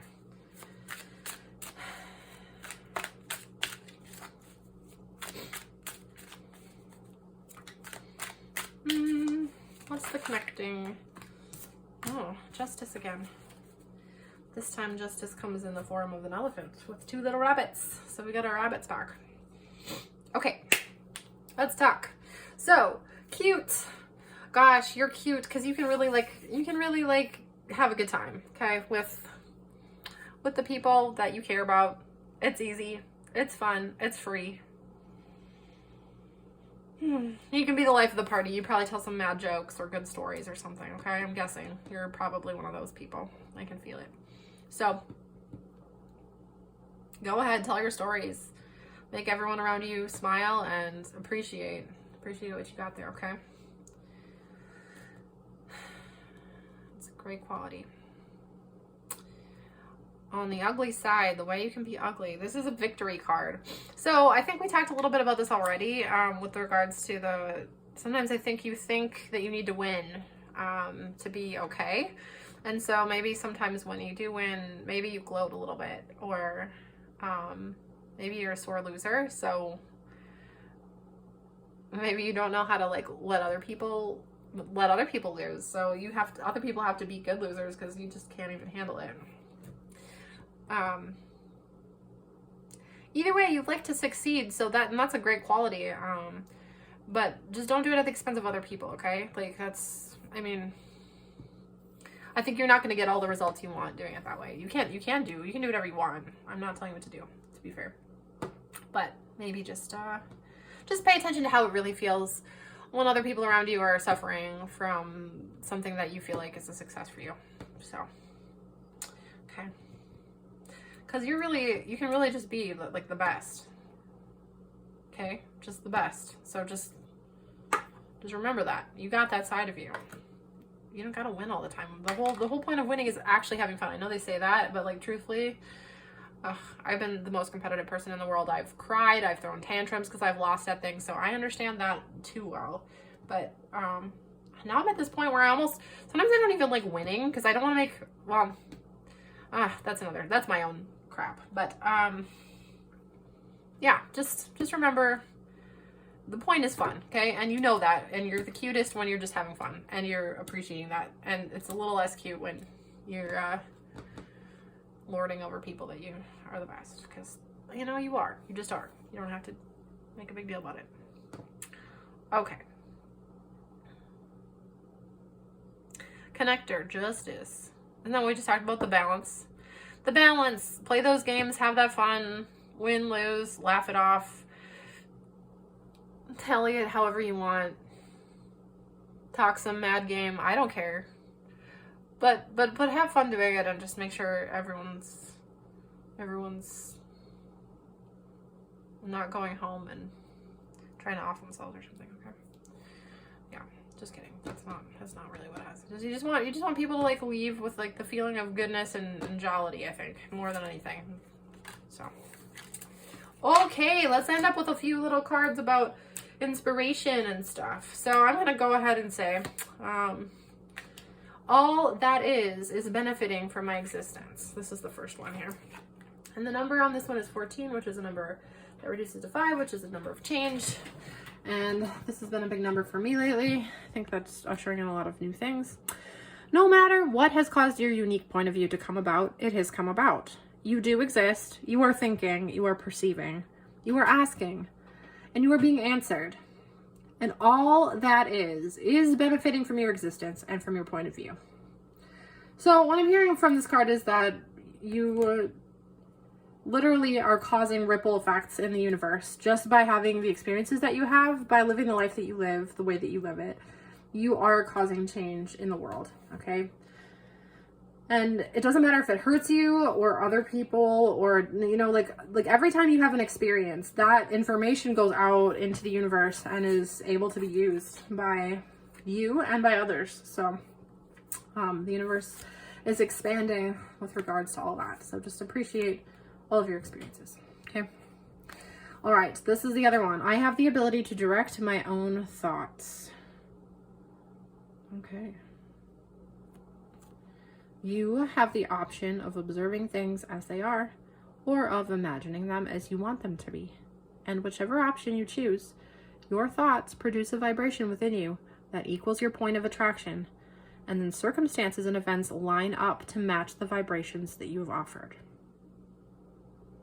Okay, so what this is saying is, you can observe, and I feel like you're a person who observes reality quite a bit.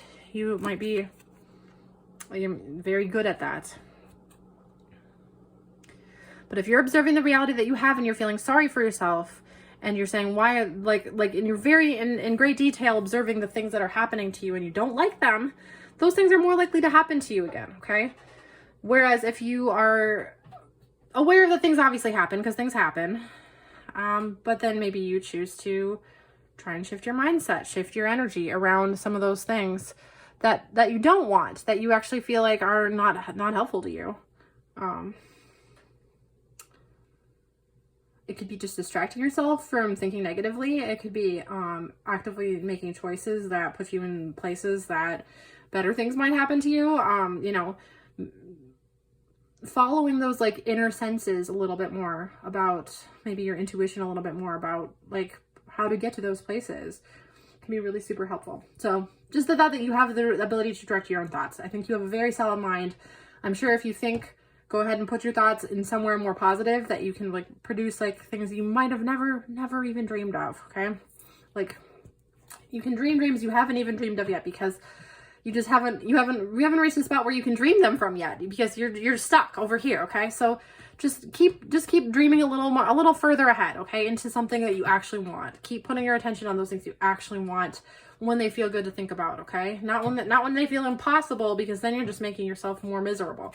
But when you think, oh, maybe this little thing could be fun, maybe that little thing, you're just trying to find that little path of least resistance, okay? anyways, I have 2 little yoga poses that might help you just kind of get into your body after all these thoughts. I'm just always about grounding, maybe just going for a walk, maybe doing anything physical. But we did talk a little bit about the martial arts stuff. And look at this little martial artsy panda here. He's ready to do something, okay? So extended side angles are a really great pose. If you don't know how to do it, you can look it up online, I'm sure. But it's just like basically a core strengthening exercise and a leg strengthening exercise. So really kind of grounding you down, and but then you're also reaching up, okay? So there's a kind of a dual thing happening there. And we actually had 2 cards for you. And this one, wow, okay, monkey. So the second one seems like such a challenge. I'm sure not everyone's going to be able, obviously, I mean, who can do the splits here? I mean, if you can do the splits, I'm really impressed. I've been trying to learn how to do the splits lately, and I stack pillows up underneath me, and they're pretty, it's still a fairly high stack some days. So,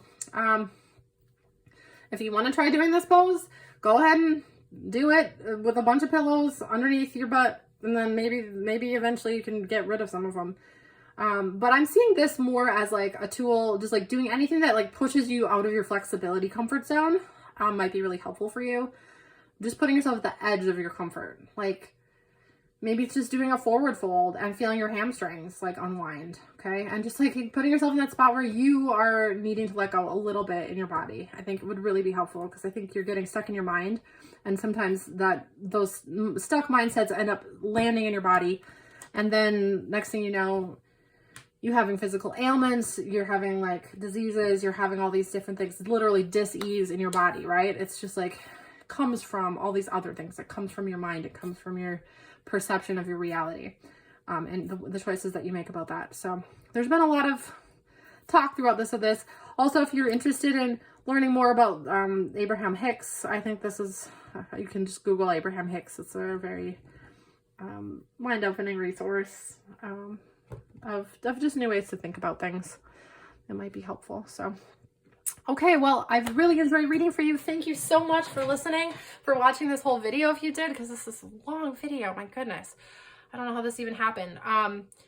I really just hope that you guys can feel empowered to clear out your energy a little bit in whatever ways that feels good. And please feel free to like this video if it was at all helpful to you.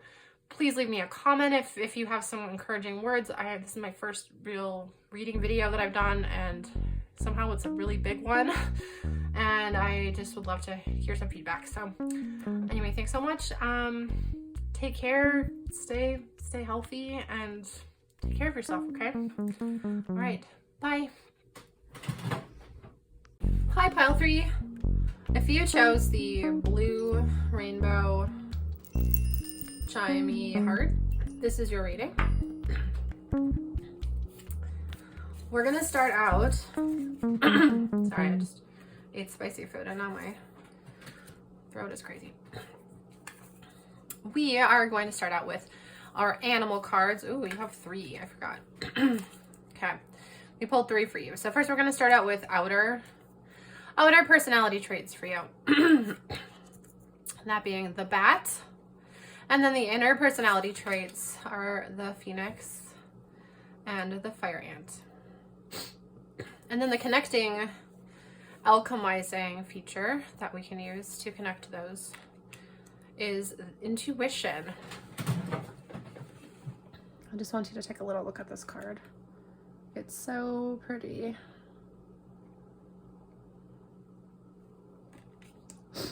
Okay. So let's just get into this here. Outer personality for you is an air sign. It's the bat. It reminds me a lot of Scorpio energy, though, a little bit like cycle, being okay with cycles, enjoying, you know, death and rebirth, like of like transformative powers within your lifetime. So that's a really cool card. Also, when I think bats, I think sonar, which is the bats make those little sounds, like the high-pitched squeaks, and then they can see in the dark, right? So you might have some kind of an ability to send out signals that allow you to get information that maybe other people can't. which is also a very scorpionic feature, right? Like to be able to be that inquisitive into the human nature. Maybe you can kind of like suss out kind of like what's going on with people more than a lot of other folks can. That might make you seem like almost spooky to people sometimes because, yeah, you're just kind of like on another level with being aware of stuff. And I like that. I think that's like, I mean, I am drawn to that type of energy, and I think it can be really useful because a lot of times people don't see what's underneath the surface. So the fact that you're like constantly looking for that. Okay. This is just cool. It's very, it'll bring people to another level, ultimately. So you have this darkness, this air sign over here. And then over on the other side, you have the Phoenix, which is like a root chakra card. So that being related to like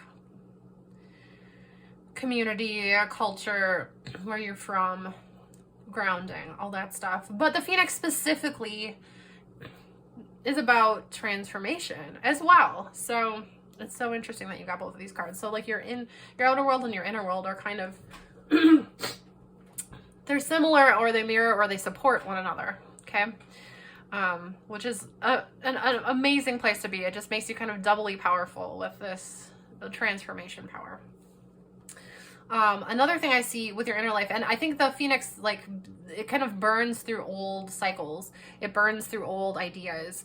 And it kind of like, it transforms through the process of like really engaging with those materials. It's not like just a simple thing where it's like done, out, boom. It's like, it's really an integration of those ideas, those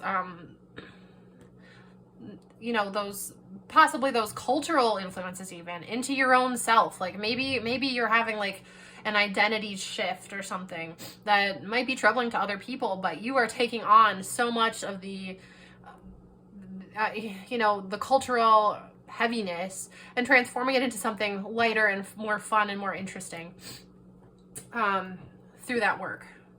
And that's work that maybe goes unnoticed a little bit because it's happening interiorly. On the outside, maybe you just are a very perceptive person, right? Like, and maybe a little bit mysterious, but on the inside you're burning, okay? Also, this Fire And is a fire card. And it talks a little bit about potentially like aggression or very direct behavior, right? So like, I think maybe this burning sometimes feels like too much, and it feels maybe you're even aggressive towards yourself a little bit on the inside. Okay. So, that's kind of that dual trait of like burning through old crud, uplifting not only yourself, but everyone through that. And then just dealing with sort of the flames of that awareness as they apply to yourself. It's harder to be gentle to ourselves all the time when we have such an intense ability to see what's going on and such an intense desire to shift things that aren't working, right? And sometimes we get upset with ourselves for not doing that quickly enough, or for doing it in a way that maybe is not culturally kosher for some reason. So I think this is going to call for some specific things here. And the card that comes up for you guys is a really beautiful card. It's 36, Intuition. So I see this person as, in order to like sort of deal with both of these energies, which are just both very intense, beautiful, transformative, creative energies, you have to let your mind just be lit up with positive potential, okay? Like, to be able to continuously make these connections between these perceptions and what needs to change, between all these different layers of culture and personality and family and self and identity and the world, you need to develop a mind that is like a garden, okay? With so many different beautiful tools to utilize. And I think you probably are already pretty good at this. You probably have a lot of tools. But this is just an encouragement and like and maybe a sign that you're on the right track. And if you're not like going there already, this is a call to go and get, if you need help with this, maybe there's like places that you can go to get some aid, like I don't know, the right therapist might be really helpful.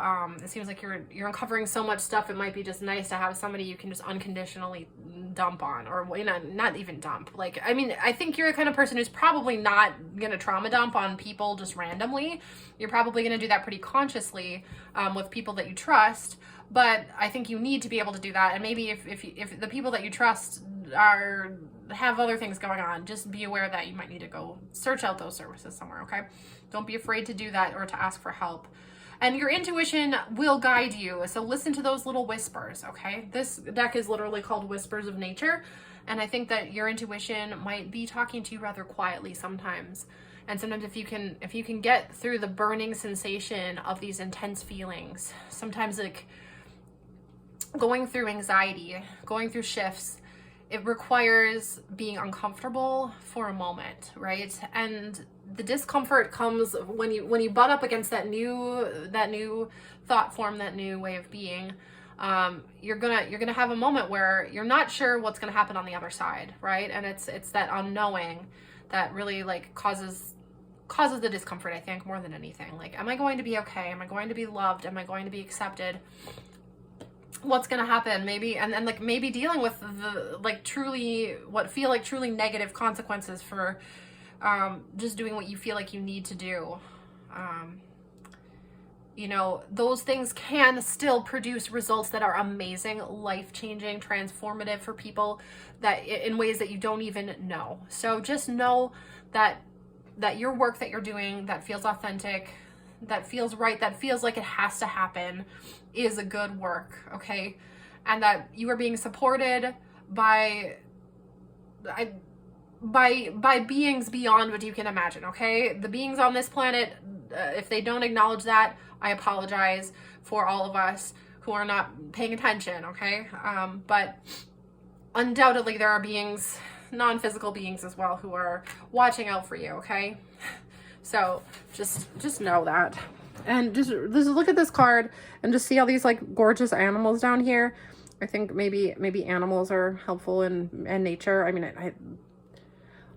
I think nature is one of the most healing resources we have as humans, because animals don't have judgments the same way we do. They operate on that impulse level, right? On that level that maybe you are needing to operate on just to survive. So to be able to do that, and feel good about it, I think we can look to nature a lot of the time and be like, look, they do what they need to do, to be their full selves. So, okay, this is just kind of our base energy, and we're going to talk about a few different questions, a few different polarities that exist within you. Okay, so we're going to close this section up and get into those questions.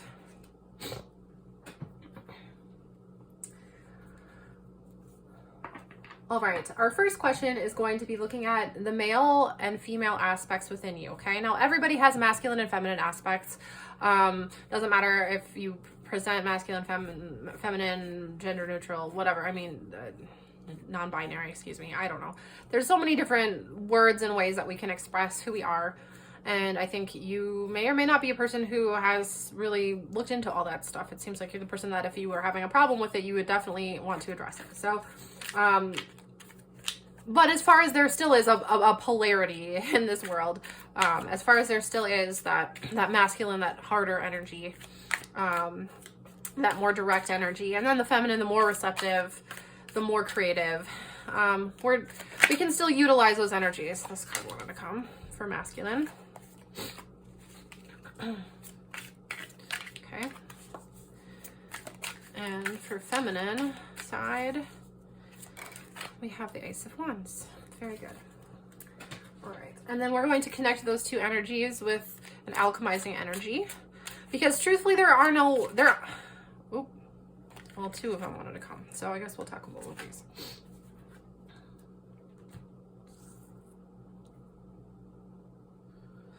Okay.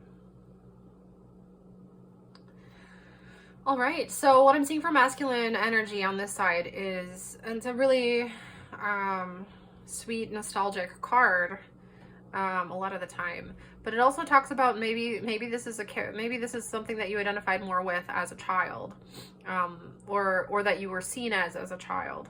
okay?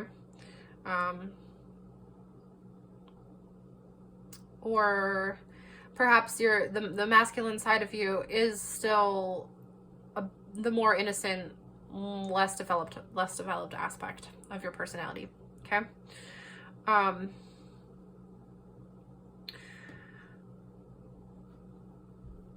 Perhaps others perceive you in a way that feels stuck in the past as well. This could be like an old perception that you need to change. Okay, well, we'll come back to that in a second. On the feminine side, we have an Ace of Wands, which is an energy of passion, of directness, of a fresh start, a fresh, passionate start.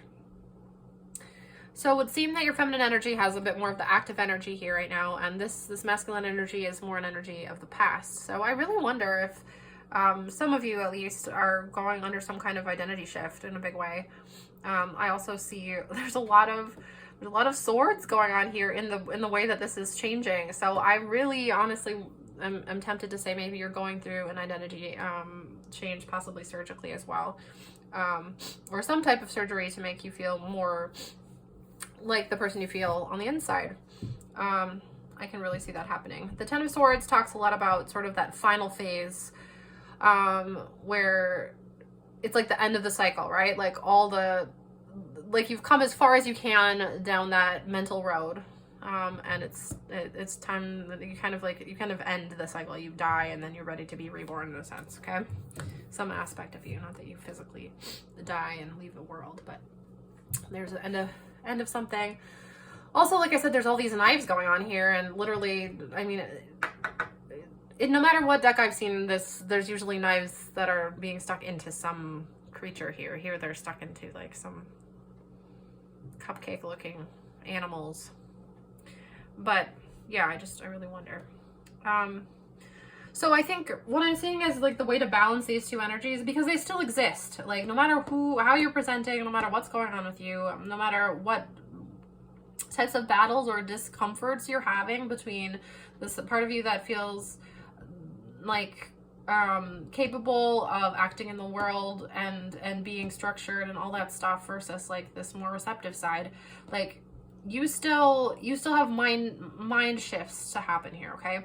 The Seven of Swords talks a little bit about deception. So maybe there's been some deception around like what's actually happening with you, and maybe you're kind of keeping that on the lowdown from other people. And that's okay. I mean, you don't have to share with anybody that that's not in your life in a way that you feel you can be authentic with them. Yeah, that's fine. You don't obviously have to do that. So just, it's okay to be wherever you're at with that. Sometimes I get the idea that there's a little bit of a gleefulness to this as well, where people are kind of like getting away with something, or like almost dancing off with all the goods. So maybe there's like a little bit of like a release going on there, where you're finally like taking what you want from the situation, whatever's happening here, and you're really like starting to actually embrace that. So if so, I'm proud of you, and keep going and enjoy it. Enjoy your life, you know? Like, it might not be what feels like always an easy road, and I think it seems like you really don't care if it is on a level. If you cared about it being an easy road, you wouldn't be on that road. Like, you want to have some real contrast in your life, and you want to make some new pathways for people, and I admire that, and I hope you're having a good time. So anyway, these are both really lovely cards, and I think that they can be melded together with the right mindset and with the right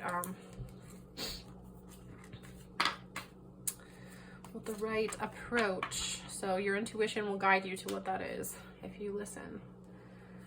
And Lord knows listening can be tricky sometimes. So finding a space where you can hear, or finding people that allow you the freedom to talk, or allow an art form that allows you to express. Sometimes I just started going to art therapy, and I'm really, really loving it. It's a really fun way to just tap into your unconscious just a tiny bit and see a few things differently. So, let's see. hear those chimes. Listen, so nice.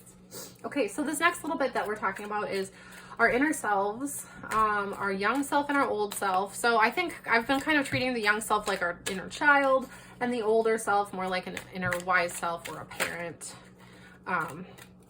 So I guess let's look for the older self first. I don't know why we're going backwards here, but we're going to start with the older self. What does our older self look like? Pile 3. Pile 3, older self. Oh, the Queen of Pentacles. So the wise self is this very self-possessed woman in her world of abundance. Okay, we'll talk about that more once we get all these cards out here. Queen. Oh, and the younger self is this discontented younger man here.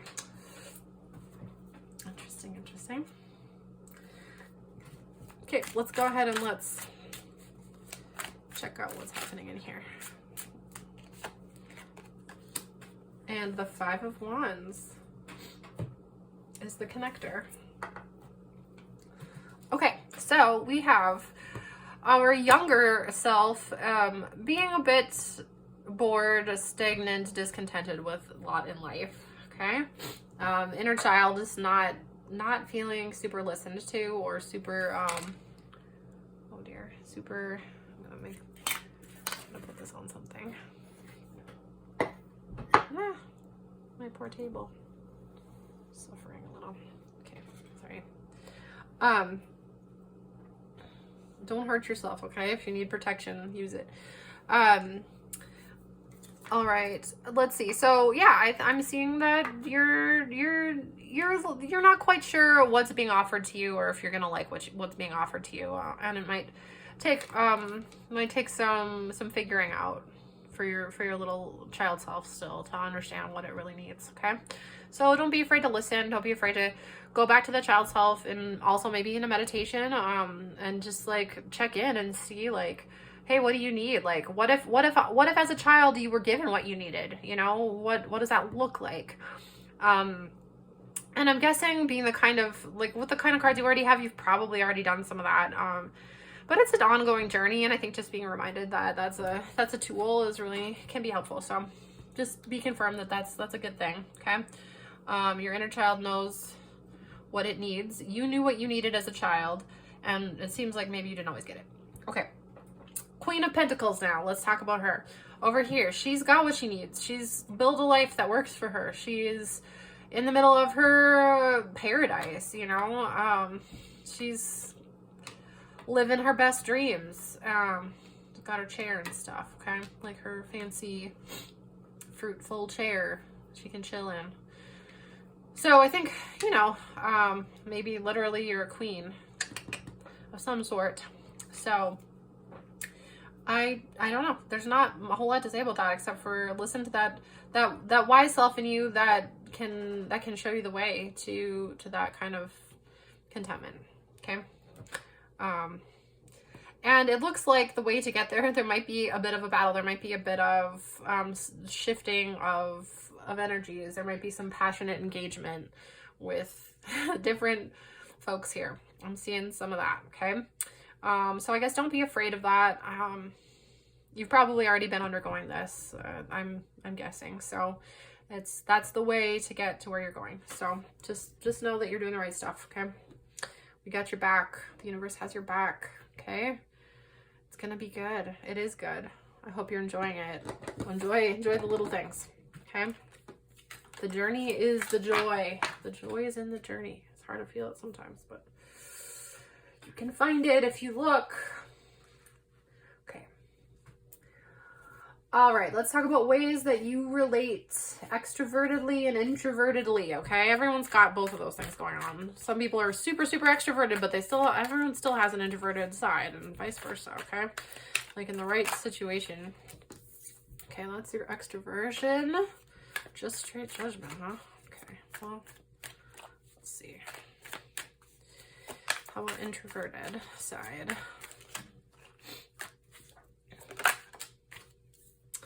Oh, well, look at that. Let's do a little bit of digging here for a connector then. going to connect those two factors for us. Oh, yeah. Okay. So, this is fun. This is so fun. Gosh, I love this. I love this energy. It's just really ridiculously cool. I hope you know that you're super cool. Okay. You probably know that though. Why do I just feel like you have some kind of confidence, okay? Like that's like you wouldn't have made it this far if you weren't pretty badass and knew it. Okay.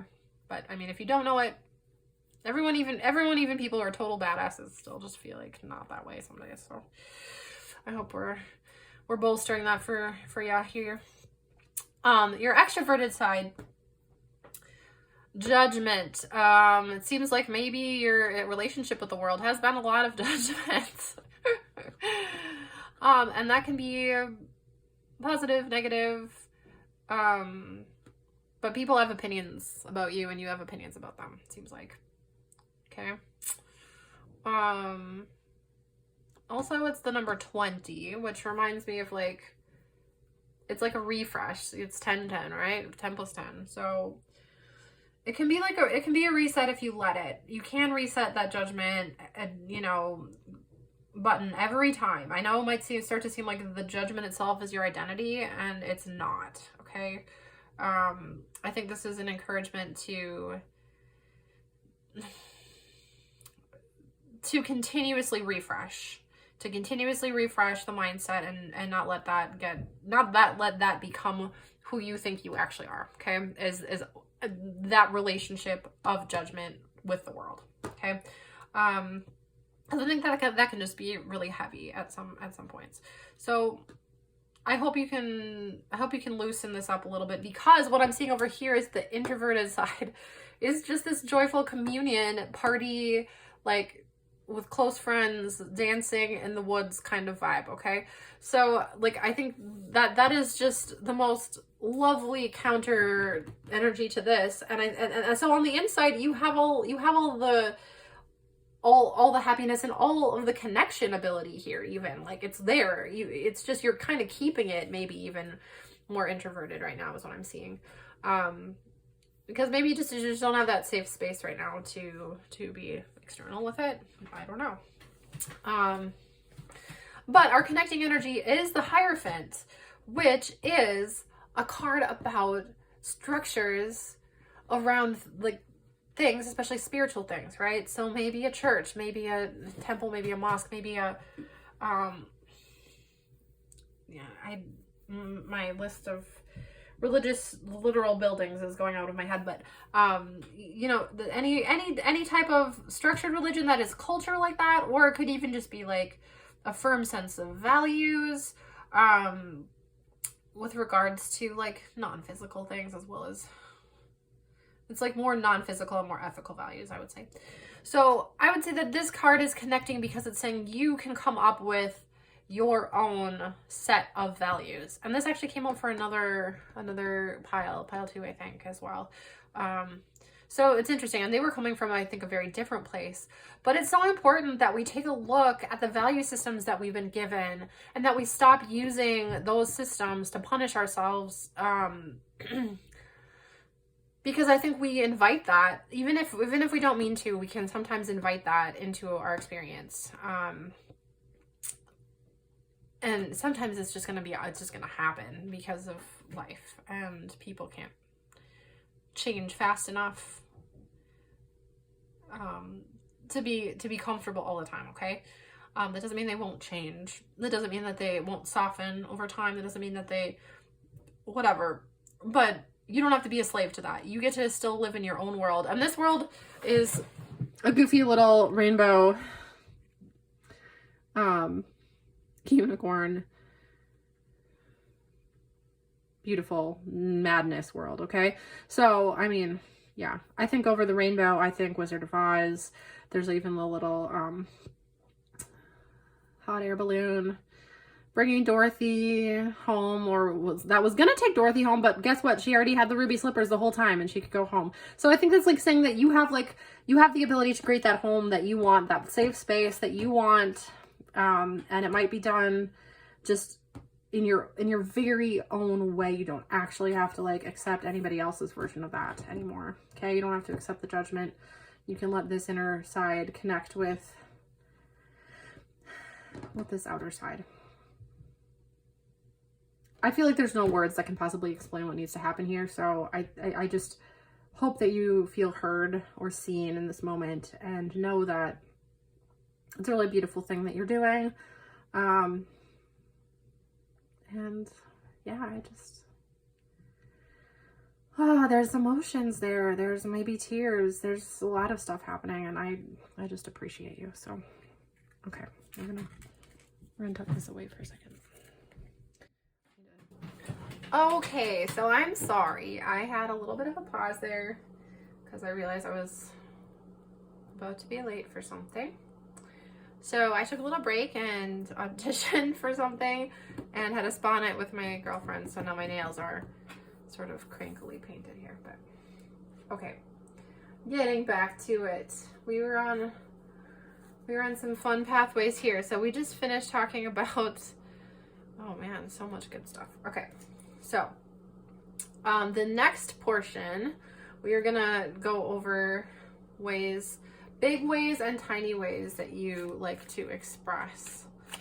Okay, so the big ways could be like, it's not quite extroversion, introversion, it's just kind of like the things that you do in a really big sense, like, so we're looking for big energy first here.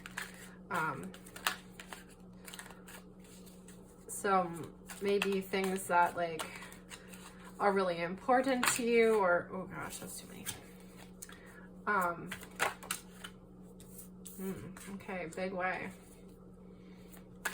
Big way. I like that. And then things that are tiny expressions. Okay.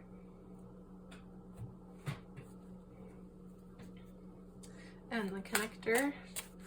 The alchemizer energy here. Oh goodness, fell all the way down here.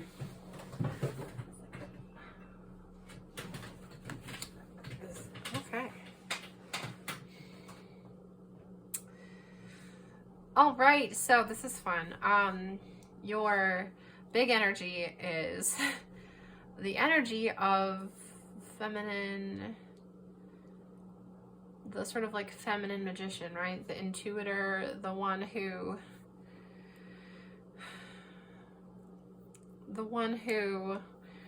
see these pomegranates in the back. I think they're supposedly a sign of fertility, but I always think of Persephone. She's the Greek goddess of spring, and she married the god of the dead. So she went down to the land of the death and ate some of their food. And that food, she had 3 pomegranate seeds, and because of that she had to go back to the land of the dead for 3 months a year. So that's why we have winter. Don't you love the Greek myths? They're so useful for explaining natural phenomenons. Okay, but anyways, so I feel like she's got that like knowledge of the ender, the secret, the death, the rebirth,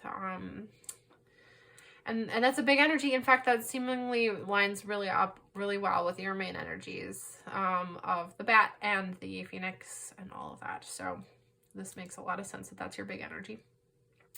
And then your smaller energy, the one that's kind of like maybe more in the tiny things,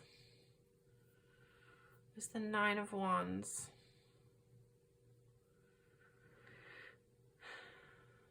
And what I'm getting from that one is just that sense of like almost being done with something. There's a lot of passion that's gone into this building of this fence, and at this point you're kind of waiting. You're just like, and what's next? Also, this guy looks like he has a bandage on his head, like maybe he's been through a little bit of battles, through a little bit of stuff. So that's coming through on a small level, like this sort of like, I'm almost done with this shit kind of vibe.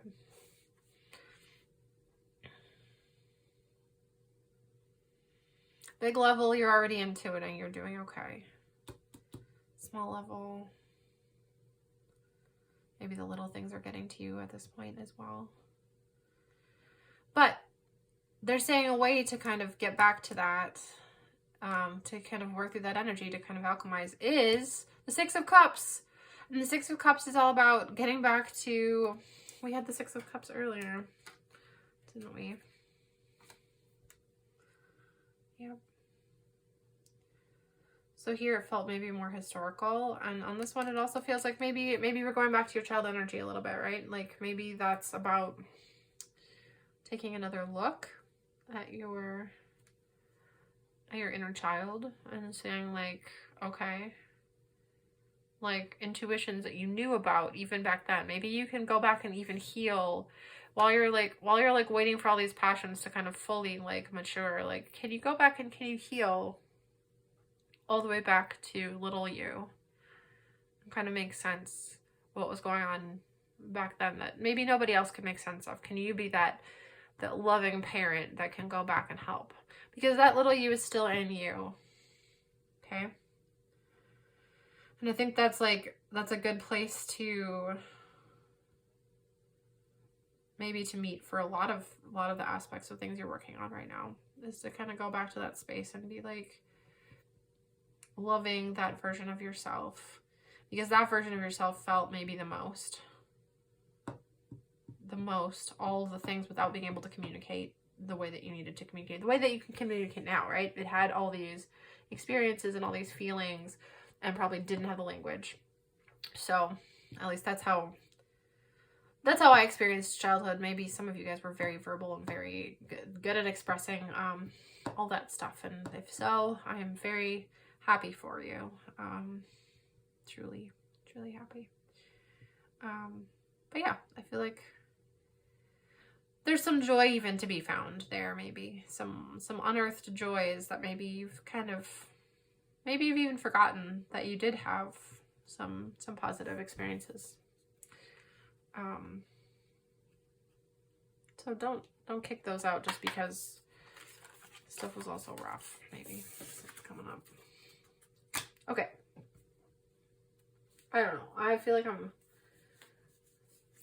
like I'm maybe saying things more strongly than I would normally say them, and that's still not very super strong. But maybe that's also what your personality is like. It's a bit stronger, a bit more forceful, and I appreciate that. But I'm not super comfortable with it because it's just not how I roll as much. So I guess it's something I would like to learn from you, because it's a cool trait. I'd like to be a little more forward and all that. Okay, so this next energy we're talking about is what brings love and what brings the hate out. Okay, so the things that brings love out in you, is that Five of Swords, and the things that brings the hate out. Okay, all right. And then for the connector, the alchemizer. Oof. Let's try this here.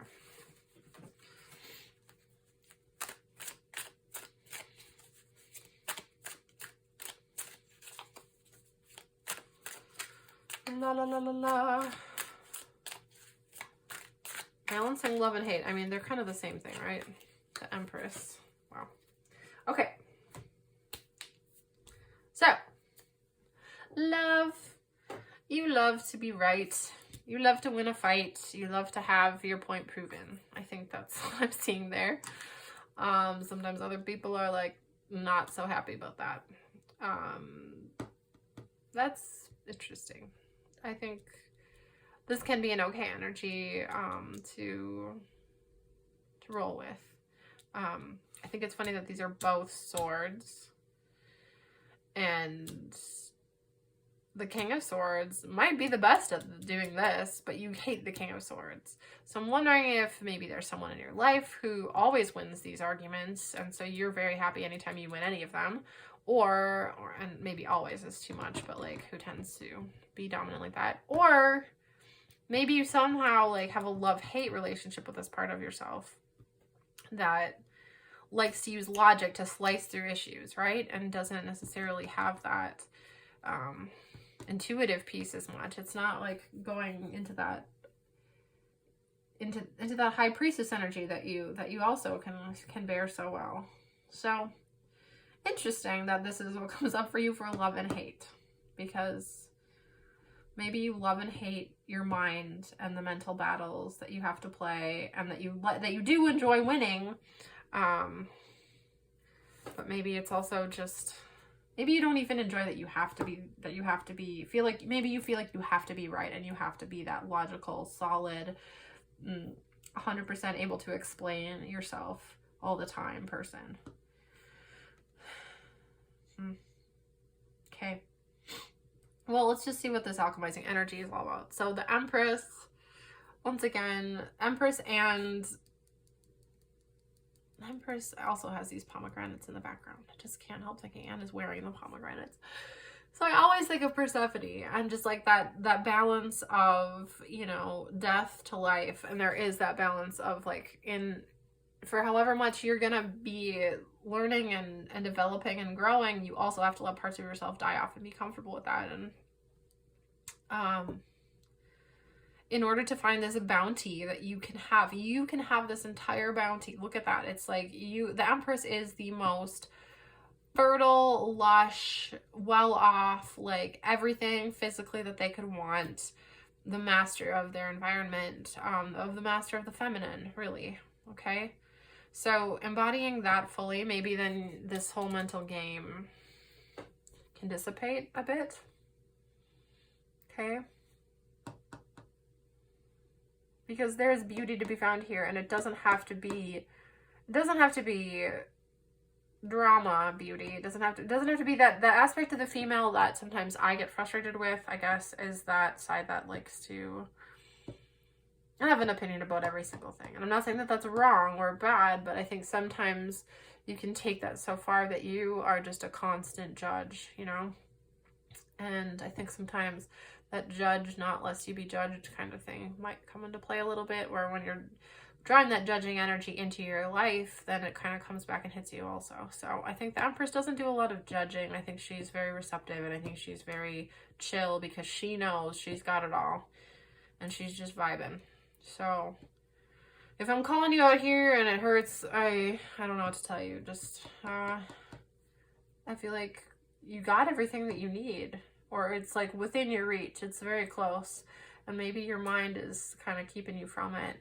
And the games that the battles you feel like you have to fight all the time is keeping you from it. Or from like accepting the joy that does exist here and the abundance. So take that if it resonates. Like I said, I'm not sure, but that's what I'm seeing. So cool. This guy does have butterflies in the background, by the way, though. So for all the hatred, I mean, like, he's a transformer too, right? Like, he can transform his world with thought. And I think the thing with the King of Swords is, like, you just hope that he also takes some other things into account, right? Like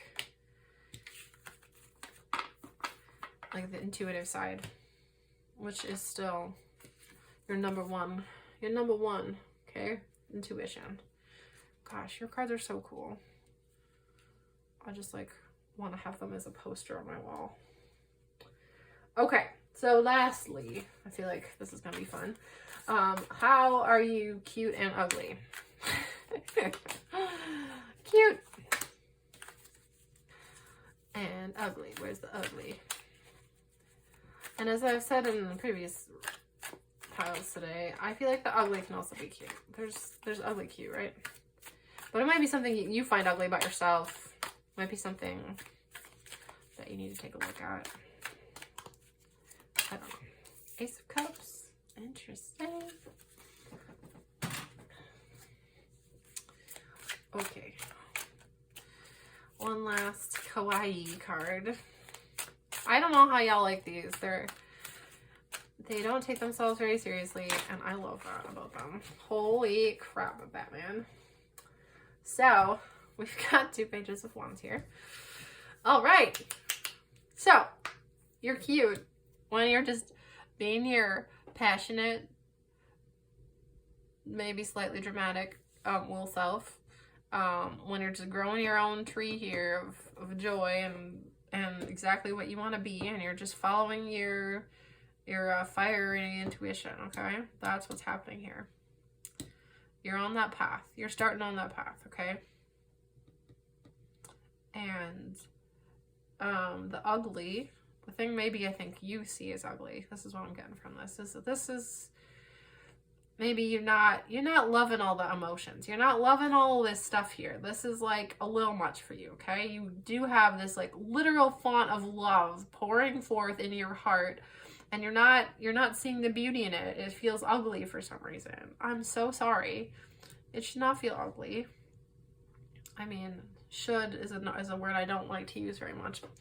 But really, look, I mean, this is the, yeah. Unless maybe also you were Catholic and this is a super Catholic looking little chalice there. Maybe you're like feeling disconnected from communities that you grew up in or something. And that can feel kind of ugly. That can feel really ugly. So if that's the case with you, damn, I feel your pain, and I don't know what to tell you, except for if the people still love you, there's no reason you can't just still let them love you. And if it feels authentic, let it be, right? Like, you don't have to cut off every aspect of something that, like, you don't have to cut, just because someone else is devoted to something that you can't abide anymore, I don't know that it means you have to cut them out. It might. Some people feel like they have to do that, and you will know for yourself if that's the case. So don't let me tell you any which way, because I obviously have no idea the specifics of your situation. But I just want to say there is a font of love inside of you, okay? And no matter what, I do know that. And if you practice receiving that love, if you practice being your cute little self over here, okay? Look at this Page of Wands. Dancing to the beat of your own drum, literally. Dancing on your own little drum here. Okay? And there's some cacti in the background, and I don't know if I explained it in this one, but cacti to me represent like, sort of like an emotional bank or something, like your, maybe your love tank. So this love tank, these little love tanks back here can be filled up for you, okay?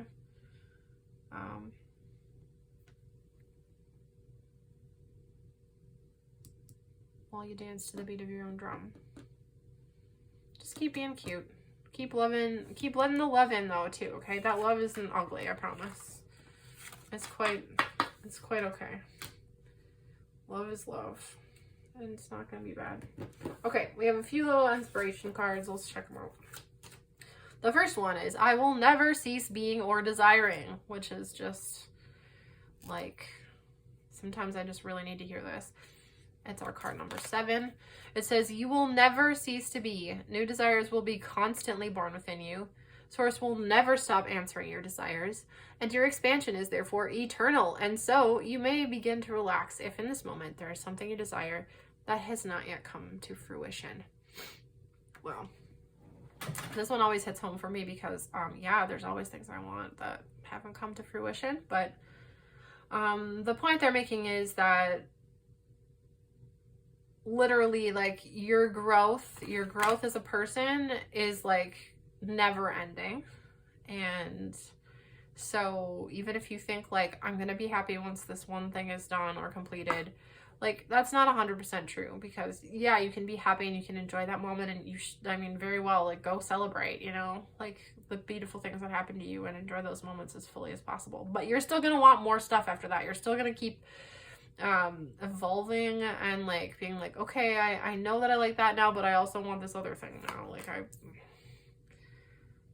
I'm glad I got ice cream, but I'm gonna be hungry again in a day for a steak. Whatever. That's a really terrible explanation, but anyways, all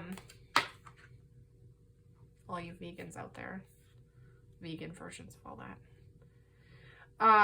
Okay, other card. A consistent formula gives me consistent results. Like learning to understand the basics of mathematics and then having the successful experience of understanding the results of their applications, once you have a formula for understanding your world that is always consistent, it will yield consistent results to you. So this deck is Abraham Hicks deck, and it is about the way that your mindset alters your reality. It's attraction, law of attraction. So they're saying once you know that, like, if you focus on the things that you want and you feel good about them, you are going to get those things. It doesn't matter, like, it doesn't matter what else is happening. Like, you are going to, like, there will be a way, a path carved out for you, okay? That everything that happens to you is somehow leading you to the things that you want. And that the path might just be windier if you're throwing resistance in its way, but it's going to happen, okay? If you let it happen. If you can vibe on the wavelength of what you want and enjoy that vibration. Okay? So, I mean, if you want to learn more about Abraham Hicks theories, like, you could definitely look that up. There's tons of YouTube readings and stuff. Tons of YouTube lectures where this gal named Esther channels Abraham Hicks, and you can check it out. It's pretty great. I've been listening to them for years, and they've helped me out a ton. So that's my Abraham Hicks ad, you guys. So these are cards based on those. All right, I have a couple of beautiful yoga poses here. So if you want to get back into your body now after listening to this reading, go ahead. First one is mountain. You guys got 3 for some reason. I don't know. Most people got 1. So mountain is a great pose. It literally can just be like feeling your feet on the ground, breathing, just like getting yourself just grounded in the most basic way. But sometimes, like, your feet are like one of the most sensitive parts of your body, and like truthfully, if you like are really feeling your feet on the ground, I know that I feel so much tension in my body, in my feet. So if you just pay attention and you breathe through that, like, you're gonna be kind of amazed if you're able to like focus into those parts of your body. And then, ooh, you can engage that core a little bit and do a standing half forward bend. That is not an easy pose to hold for very long. So if you want to, maybe this is saying get your core engaged a little bit. In general, it doesn't have to be sit-ups, but like any way that you can like move that really like you can feel your core. Sometimes that helps moving through tough life transitions, or I don't know, when you're a super intuitive person, sometimes you just need to get back to that. Sometimes it's hard to connect with like that egoic, more like centralized part of you, like your, what is it, the solar plexus chakra, the yellow one. I don't know. It's all about like feeling like you have a sense of self and actually having an ego, which can actually be useful. And sometimes you kind of tend to, I don't know, I tend to lose that. So if you need help with that, sometimes getting your core engaged can be a good mental and physical stabilizer. And then the last guy is corpse. So all your death transitions, all your beautiful unfoldings of new parts of your life that are going to come after you let go of the old parts, that can all be best done with some beautiful relaxation poses, and corpses definitely one of those. All right, guys, I am sure that I started this reading out strong, and I am not sure if I ended it strong, so I hope that you got something good out of this. And if you watched this far in the reading, I am super grateful. Thanks for your patience with my ramblings. And if you liked this video, please like the video. That's really cool. And if you got something specific out of it, please let me know. I'm very curious who you guys are. This was a super interesting pile.